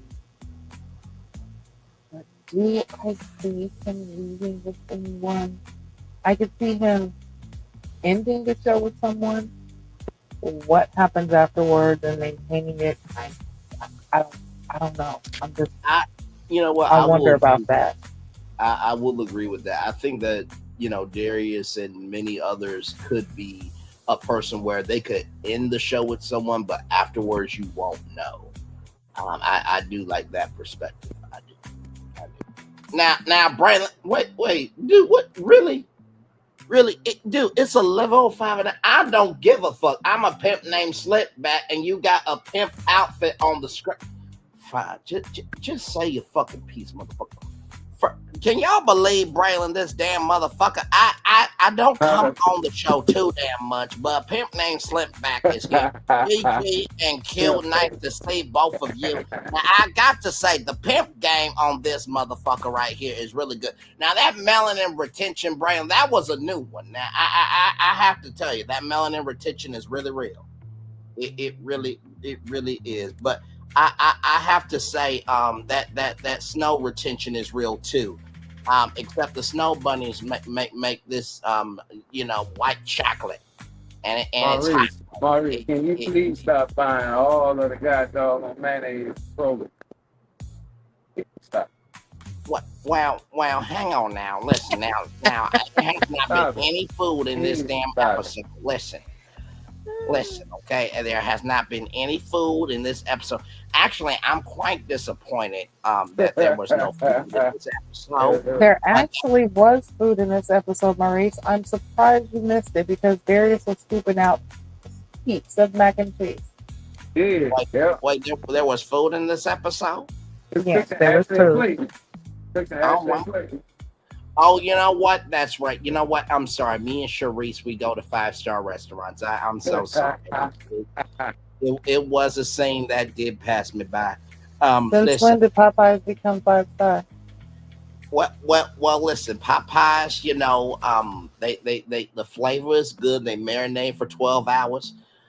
Just like Sharice marinates down my throat. That melanin retention, that melanin retention is very real. But I'm a You know what, Maurice? It's great to see you, but we have a show to do. We don't have time for you and Sharice's bedtime stories tonight. Okay, well, I'm gonna give it to a pimp named Slickback because I think he was just trying to. And thank you, Maurice. Just gonna come through here and just disrespect my fucking take, you piece of shit bastard. Okay, would you just finish your take? Anyway, I really do like the outfit. I am gonna have to slap the piss out of Darius because listen, I don't know how that outfit got onto him because that is from my private collection. I use that for my top quality whores. Okay, those are the ones that bring in $1 million a night. $1 million a night? What the fuck? It's not your fucking business. Okay, I just need that outfit back. Now I'm gonna give the show back to you, Bray. Love you, GGQ, and everybody else. Okay, motherfucker. All right. $1 million a night. I might be in the wrong business. I'm joking, y'all. Listen, there's a whole documentary that dropped, and listen, we are about our business over here. Okay, all right, moving on. So with that being said, I think that Darius and Ashley look cute together.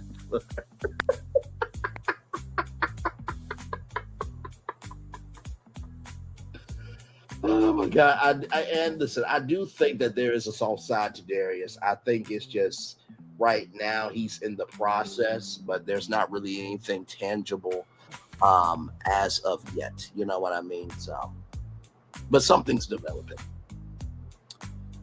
Oh my God! And then right here. By the way, y'all, I do not know, for real, I do not know how Maurice and a pimp named Slickback both were here at the same time. Okay, they both have a similar cadence to them. Pimp named Slickback is a little bit high, and Maurice is still high, but just like 2 decibels down. You know what I mean? But that's neither here nor there. And then we got Donna and Ed, and I really felt bad for Donna here because.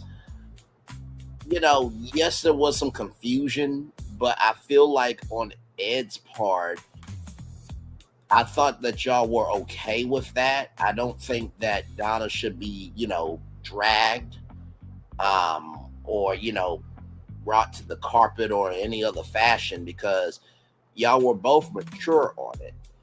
And, Donna said what she said, but my mama said a long time ago, not every Christian is a Christian. You know what I mean? So take that for what you will. But, I feel like even though these men are religious, that is your piece, but that shouldn't dictate everything about Donna. There's more to her than just that. I really felt bad for her because I don't think she was trying to, she wasn't trying to do the most. She was just trying to do the most that she could to be understood respectfully. So what did y'all think about this?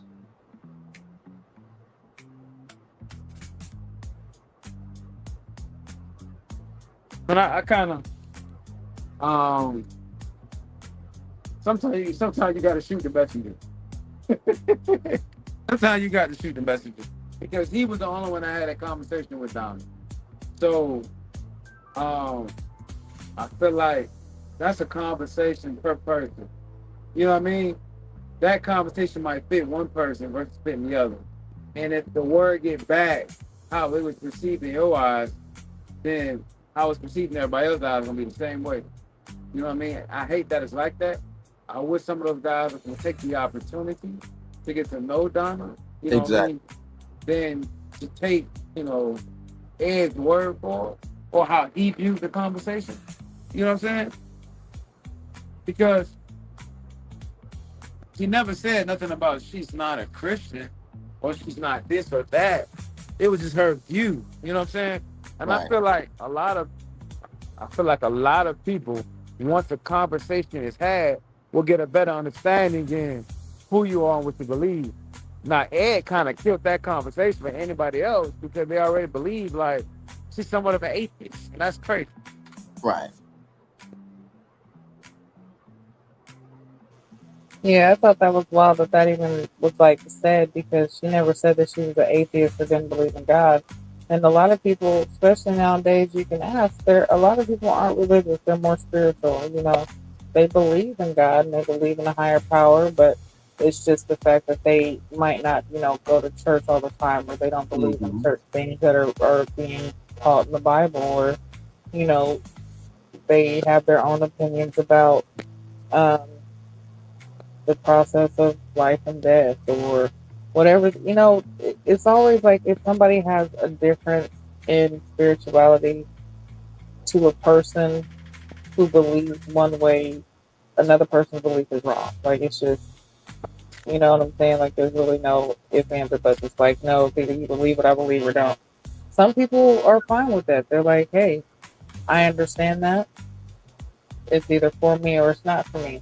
I don't feel like the way that Ed went about it was the right way. Like it seemed like he added more to it to kind of make Donna seem like she was a non-believer when the and Yeah. she clearly, stated that hey, that's not the case. That's not who I am.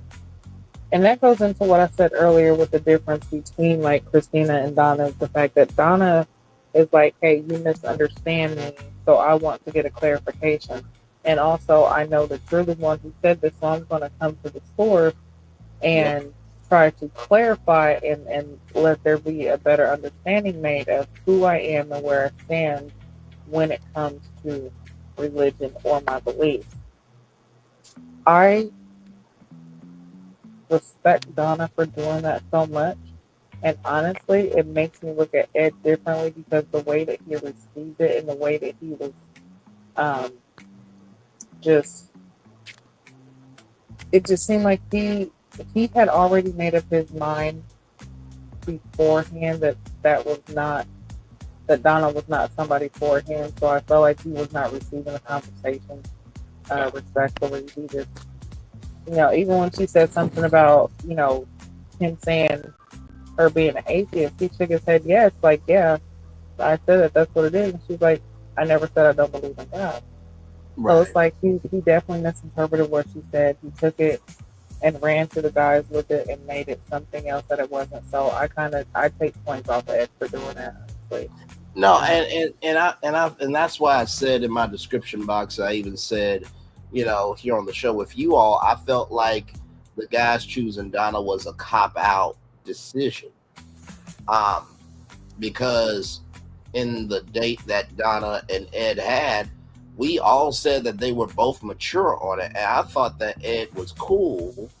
And what I mean by cool was he wasn't like cool with it, like, okay, we can, develop a connection, but they were respectfully cool enough to understand each other. And I feel like based on the strength of that, you should have been responsible to, first of all, listen to Donna fully as the person that she allowed you to get to know her as, but also, two, you should have been responsible enough to be real with the guys, be like, hey, look, Donna, she seems like a great person.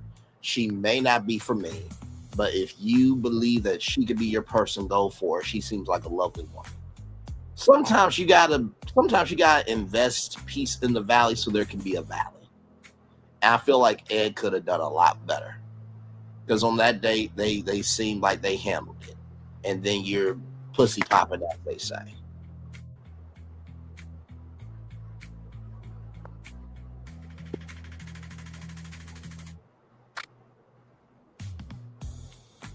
Let's go ahead and jump to the last slide, my brother.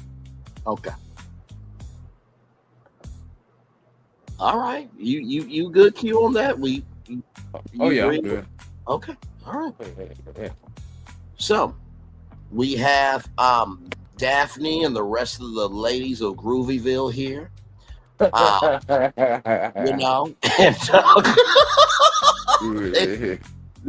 they try to figure out what's going on here. One of them is going to go home. So let me pull up the chart here, or the list. The nephew Tommy and the men are connecting about who they like and who they are not connecting with. So let me give you the rundown here. Ed is connecting with Nicole. Stephen, Enchante, Darius, Ashley, Enchante, and Dominique. Sade, Dominique, Devon, Shannon, and Dominique. Chris, Nicole, and Bello, Dominique. Not connecting. Vince, Christina, or Daphne. Chris, Christina, or Daphne, and Bello, Christina, or Daphne. And then Darius, Donna, Ed, Donna, and Devon, Donna. And so then we are left with these two right here. Now, personally, I think that Daphne is about to go home. I really do. You know what I mean? This is no disrespect, but I feel like there's more potential with Donna than Daphne. I think after the conversation with Vince and Bello, and Chris, and how she has moved, I think she is done. That would be the smart thing to do. Devon is the one that's going to eliminate. So then after that, we see yoga is happening. Then we got Lauren and Bello. Then we got Dominique and Sade. Then we have Ashley and Bello. They're talking, then Ed and Nicole are talking, and then it's a powerful conversation because Nicole ends up walking away crying. So, and that is your episode. What would y'all rate this, and what's your overall feelings about this episode? Great episode. Another great episode. We're going higher. Mine was like 7.75 last time. I'm gonna stick it right around about 7.5. I'm gonna go 7.52. 7.52. I love it. Great episode. Great episode. I got a feel. I'm getting more of a feel for everybody. My likes and my don't. My people that I'm sticking with, and the people I really can care less about. So we doing good right now. We're doing good. So that's my take. All right, 7.25 for Q, and he's flat. 7.52 for Q. Say that. Wait, say that. Yeah, Q said he got 7.52. Yep. 7.5. Just added that little point, that little 2 points right there. It all adds up before. In the end, it does. No, but I honestly, I agree. I feel like this was, even though, like I said, it seemed like there was a lot of short little clips to kind of fill the time. The clips still had some substance to it. It made it still at least where it was entertaining. Because you were getting little snippets of, oh shit, did they really say that? Oh, okay, that just really happened. Okay, let's keep going. So it was still good. So yeah, I'm gonna give it a 7.4. This episode. I love you. But I'm hoping that Christina's gone. Because if she stays and they get away and push Donna out, I'm like, oh no, there's something rigged about this. Because I just cannot see them willingly accepting the fact of knowingly knowing that she is there for financial gain, and that is her main objective. If that is what they want, and they want a woman like that, then okay, keep her there. But if you know that's not what you really want, and that's not what you're there for, there's no reason for her to be there. Agreed. So we'll see next week, but I will be shocked if Christina does not leave. Yeah, no, I agree. I will give this episode a 7.70. Thought it was a really good episode. Okay. Listen, for it to be in one location, and not to mention too, we start off at the former home of the Queen of Soul. I mean, come on. I mean, man, but no, sincerely, that's my rating for it, and I fully agree. Daphne needs to be caught. Okay, she needs to be caught, and her time in Groovyville is done. And like Nephew Tommy says, Daphne's not going on that midnight train in Georgia, but she is going home, and she needs to. You know what I mean? So I do hope that, for Donna, that, she'll have the right conversations and she will mellow out. I think she's in the process of mellowing out right now. I think sending her home rather will be too premature to do that right now. Because I think Donna is a great catch. I think she just needs to be able to have the right experience to breathe.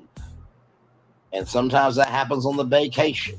You know what I mean? That hasn't come up yet this season, but I do believe that Donna deserves to be here. I don't think Daphne deserves to be here.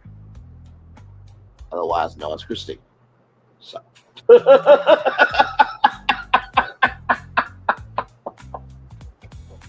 People gonna be wondering who is Daphne? Daphne is Christina. Hey, I was just thinking the exact same thing. Like I thought the girl named Christina.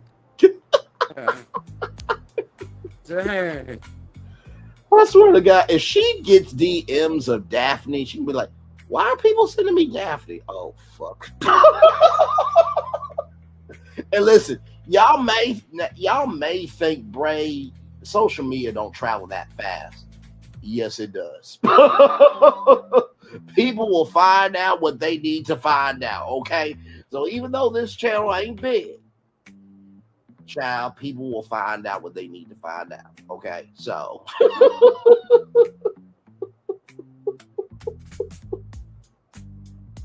but hopefully what will not end up happening is if she does find out Daphne, hopefully she's not one of these people that takes it to her head and be like, you know what? Yeah, I am the Black Daphne. And then she starts cosplaying her, and then, God forbid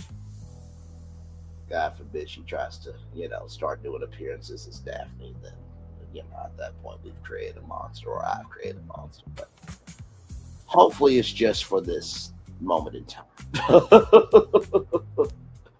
So, with that being said, any final thoughts before I read the Daily Motivator and then we head on out of here?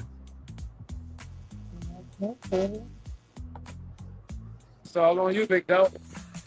All right, y'all. Thank you all so much. Like I said to Gigi and Q, love y'all as always. Great job.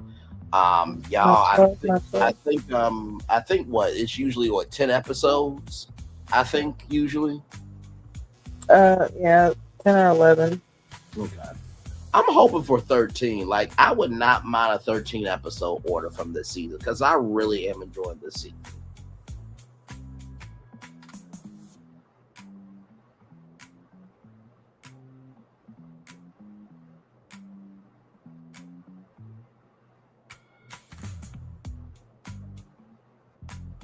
Yaz, are you there?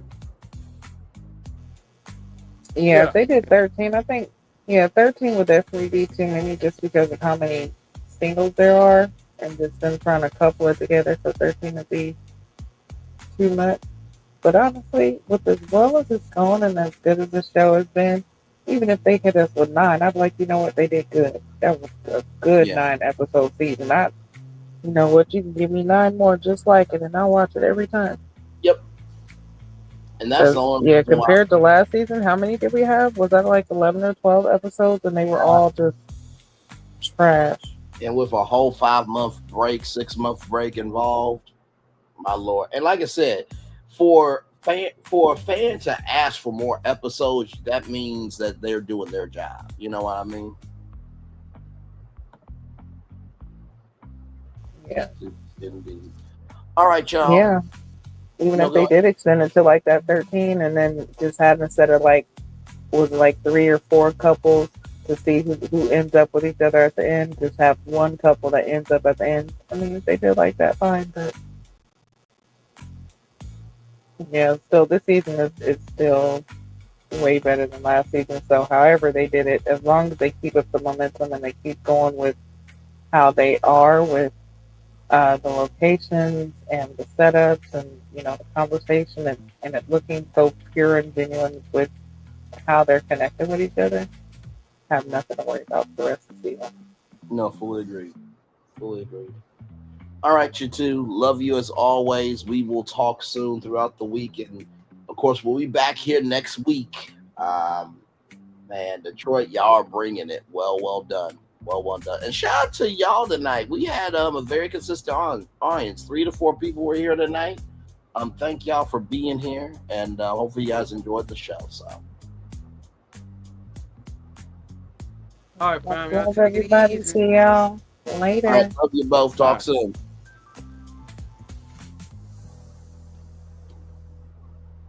Yes, indeed, y'all. Yes, indeed. All right, y'all. Let me get y'all the Daily Motivator, and then we will head on out here. A great after show. Yes, indeed. Yes, indeed. Yes, indeed. A great after show here. Let me get this up.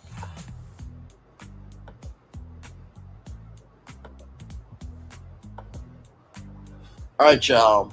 Shun idleness. It is the rust that attracts itself to the most brilliant metals. Volunteer. Very interesting. Oh, okay. You know what? I think what it's saying is never settle for being still, because the more that you don't take care of your gift, the more it can, the more it can be tainted. You know what I mean? So very good analogy.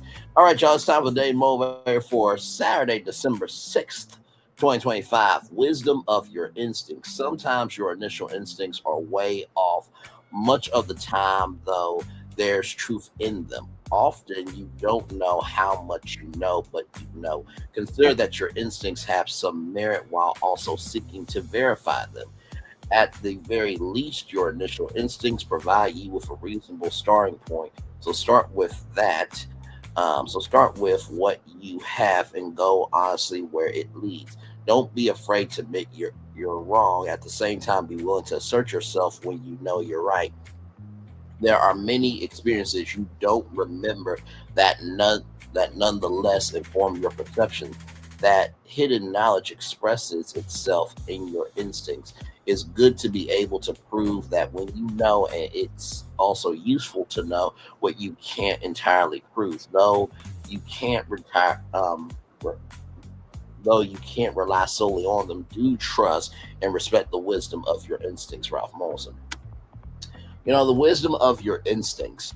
I will just say this to you. Sometimes in life, and this is the first thing I'll tell you, when you have a gumption within your soul and God shows you a sign that you are all right and you had a feeling about someone or something or this, that, and the third, trust that. A lot of times we will back away from our instincts because we're second guessing ourselves. Sometimes rejection is God's protection. That's what I meant to say. So the first thing I would say is, if there is anything that you are rejecting, that is probably God just confirming your instinct. Okay? That's the first thing I'll tell you. Okay? The second thing I'll tell you is this, when it comes to the wisdom of your instincts. Wisdom comes from failing, but also comes from succeeding. I'll say that 2 more times. Wisdom comes from failing and succeeding. Wisdom comes from failing and succeeding.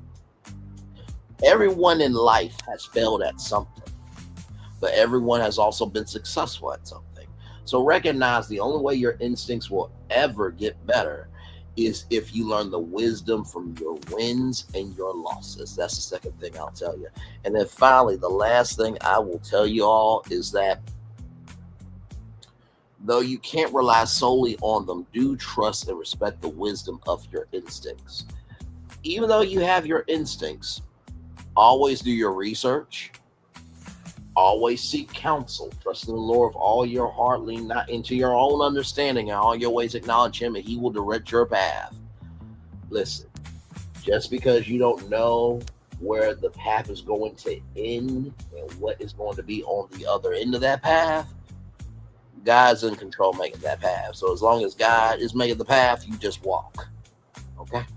All right. With that being said, it's time for the best outro on YouTube. Know what you do and do what you know. Never say you want more special, because you will always want a blessing. Trust, you may not be where you want to be, but by the end of it, you'll be where you need to be. Do what you've been chosen to do. Well, that's one thing to call yourself, another thing to be chosen. One love, much love, all love. We have spent time with you. You have spent time with us. And hopefully by spending time together, we'll also be great together. And always remember, where you're doing radio, television, YouTube, living your best life, or listen, you're just trying not to be a Daphne, okay? Like Christina. And maybe you can give a little more love, grace, and space to somebody like Adana. Make sure the replay is not just for you to watch it, not just for you to listen to it, but for you want to experience it again.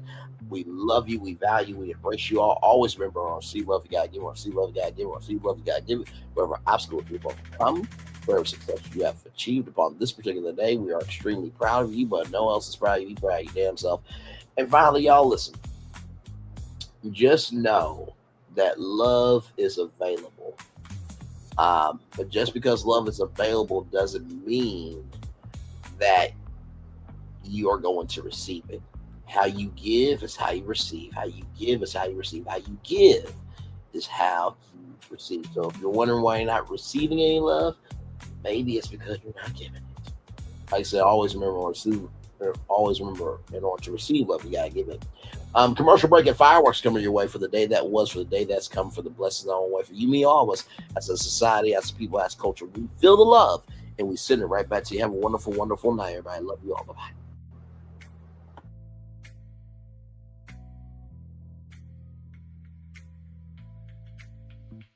I thought I should tell you, they've been talking about you. Yeah, they've been talking about you. They've been talking about the fact that they've done everything they could to stop you and everything they could to block you, but you still win. They've been talking about the fact that they have undermined your success and they have tried to sabotage your seasons, but you keep winning. They've been talking about the fact that even though they don't like each other, they get together to try to kill you, but you keep winning. They've been talking about the fact that you were voted least likely to succeed, but like cream, you keep rising to the top. They've been talking about how they tried to burn your world down, but like the phoenix, you rose from the ashes. They've been talking about you. And you know what they say? Oh, she's just lucky. He's just lucky. But no, you ain't lucky. You're anointed. You got something on you. You got favor on you. You got power on you. You were born to win. Now, they can call it luck, but it's grace. They can call it luck, but it's favor. But whatever they call it, it doesn't matter, because you know what God calls you? Do you know what God calls you? A winner. I thought I should tell you, they've been talking about you. Yeah, they've been talking about you. They've been talking about the fact that they've done everything they could to stop you and everything they could to block you, but you still win. They've been talking about the fact that they have undermined your success and they have tried to sabotage your seasons, but you keep winning. They've been talking about the fact that even though they don't like each other, they get together to try to kill you, but you keep winning. They've been talking about the fact that you were voted least likely to succeed, but like cream, you keep rising to the top. They've been talking about how they tried to burn your world down, but like the phoenix, you rose from the ashes. They've been talking about you. And you know what they say? Oh, she's just lucky. He's just lucky. But no, you ain't lucky. You're anointed. You got something on you. You got favor on you. You got power on you. You were born to win. Now, they can call it luck, but it's grace. They can call it luck, but it's favor. But whatever they call it, it doesn't matter, because you know what God calls you? Do you know what God calls you? A winner. I thought I should tell you they've been talking about you. Yeah, they've been talking about you. They've been talking about the fact that they've done everything they could to stop you and everything they could to block you, but you still win. They've been talking about the fact that they have undermined your success and they have tried to sabotage your seasons, but you keep winning. They've been talking about the fact that even though they don't like each other, they get together to try to kill you, but you keep winning. They've been talking about the fact that you were voted least likely to succeed, but like cream, you keep rising to the top. They've been talking about how they tried to burn your world down, but like the phoenix, you rose from the ashes. They've been talking about you. And you know what they say? Oh, she's just lucky. He's just lucky. But no, you ain't lucky. You're anointed. You got something on you. You got favor on you. You got power on you. You were born to win.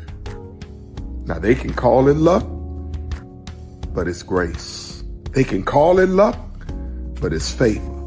But whatever they call it, it doesn't matter, because you know what God calls you? Do you know what God calls you? A winner. Good evening. My name is Mark Woodbury. I'm the chairman and CEO of Universal Destinations and Experiences. Well, we're finally here. Tomorrow we begin a new chapter at Universal Orlando Resort as we open Epic Universe.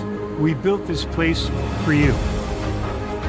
I want to thank you, our fans, for your love of our stories, characters, and immersive experiences that inspired this incredible place. Epic Universe represents over 8 years of meticulous planning, immense creativity, and innovation, combined with unmatched craftsmanship and operational excellence on the part of thousands of people who have brought to life the stories and characters that live beyond each of Epic's portals. But it represents so much more.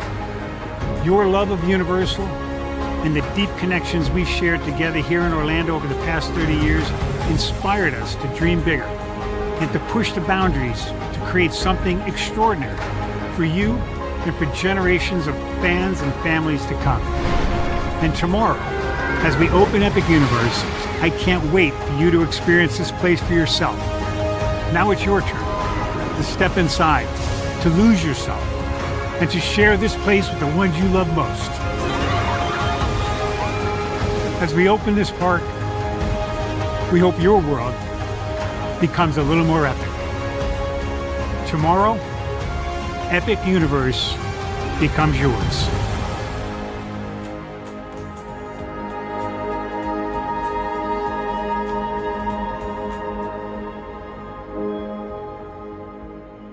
Are video games getting too expensive? This episode, we want to find some common ground because the CEOs want to raise the price even more. Not with these broken ass games. $5 million. That's how much San Andreas costs to make. Is it their fault for selling or our fault for buying? Corporations claim all this stuff. Devs say otherwise. Sports gamers, cozy gamers, whatever you call the people who play Power Wash Simulator. I think it stings a little bit more because I'm spending my actual money and my mom is not. Imagine they get rid of all movie theaters and then charge you the same price to watch the same movie at home. That's like every streaming service. It doesn't have to be the longest of games, but am I having fun with it? This is Lex. I'm Ronell. Let's get right into it.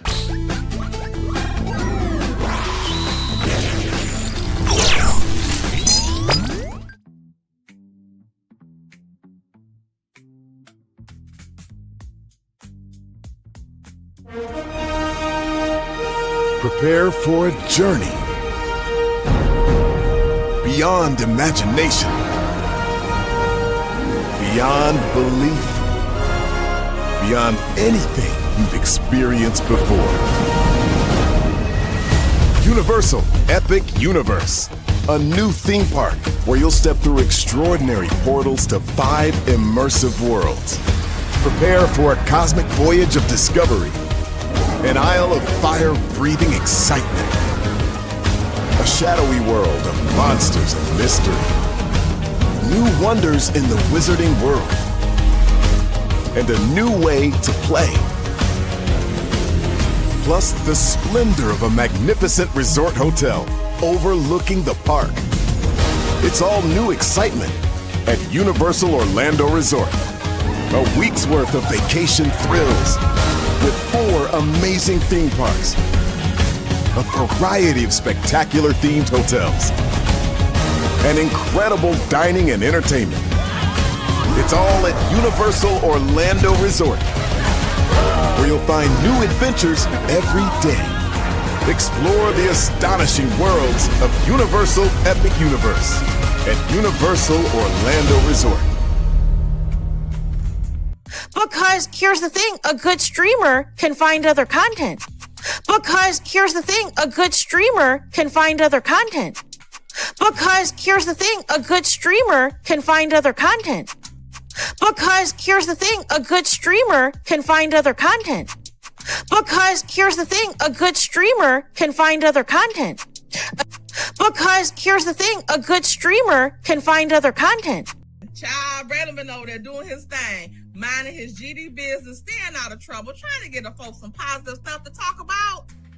Besides lying all the damn time. Child Braylon been over there doing his thing, minding his GD business, staying out of trouble, trying to get the folks some positive stuff to talk about. Besides lying all the damn time. Child Braylon been over there doing his thing, minding his GD business, staying out of trouble, trying to get the folks some positive stuff to talk about. Besides lying all the damn time.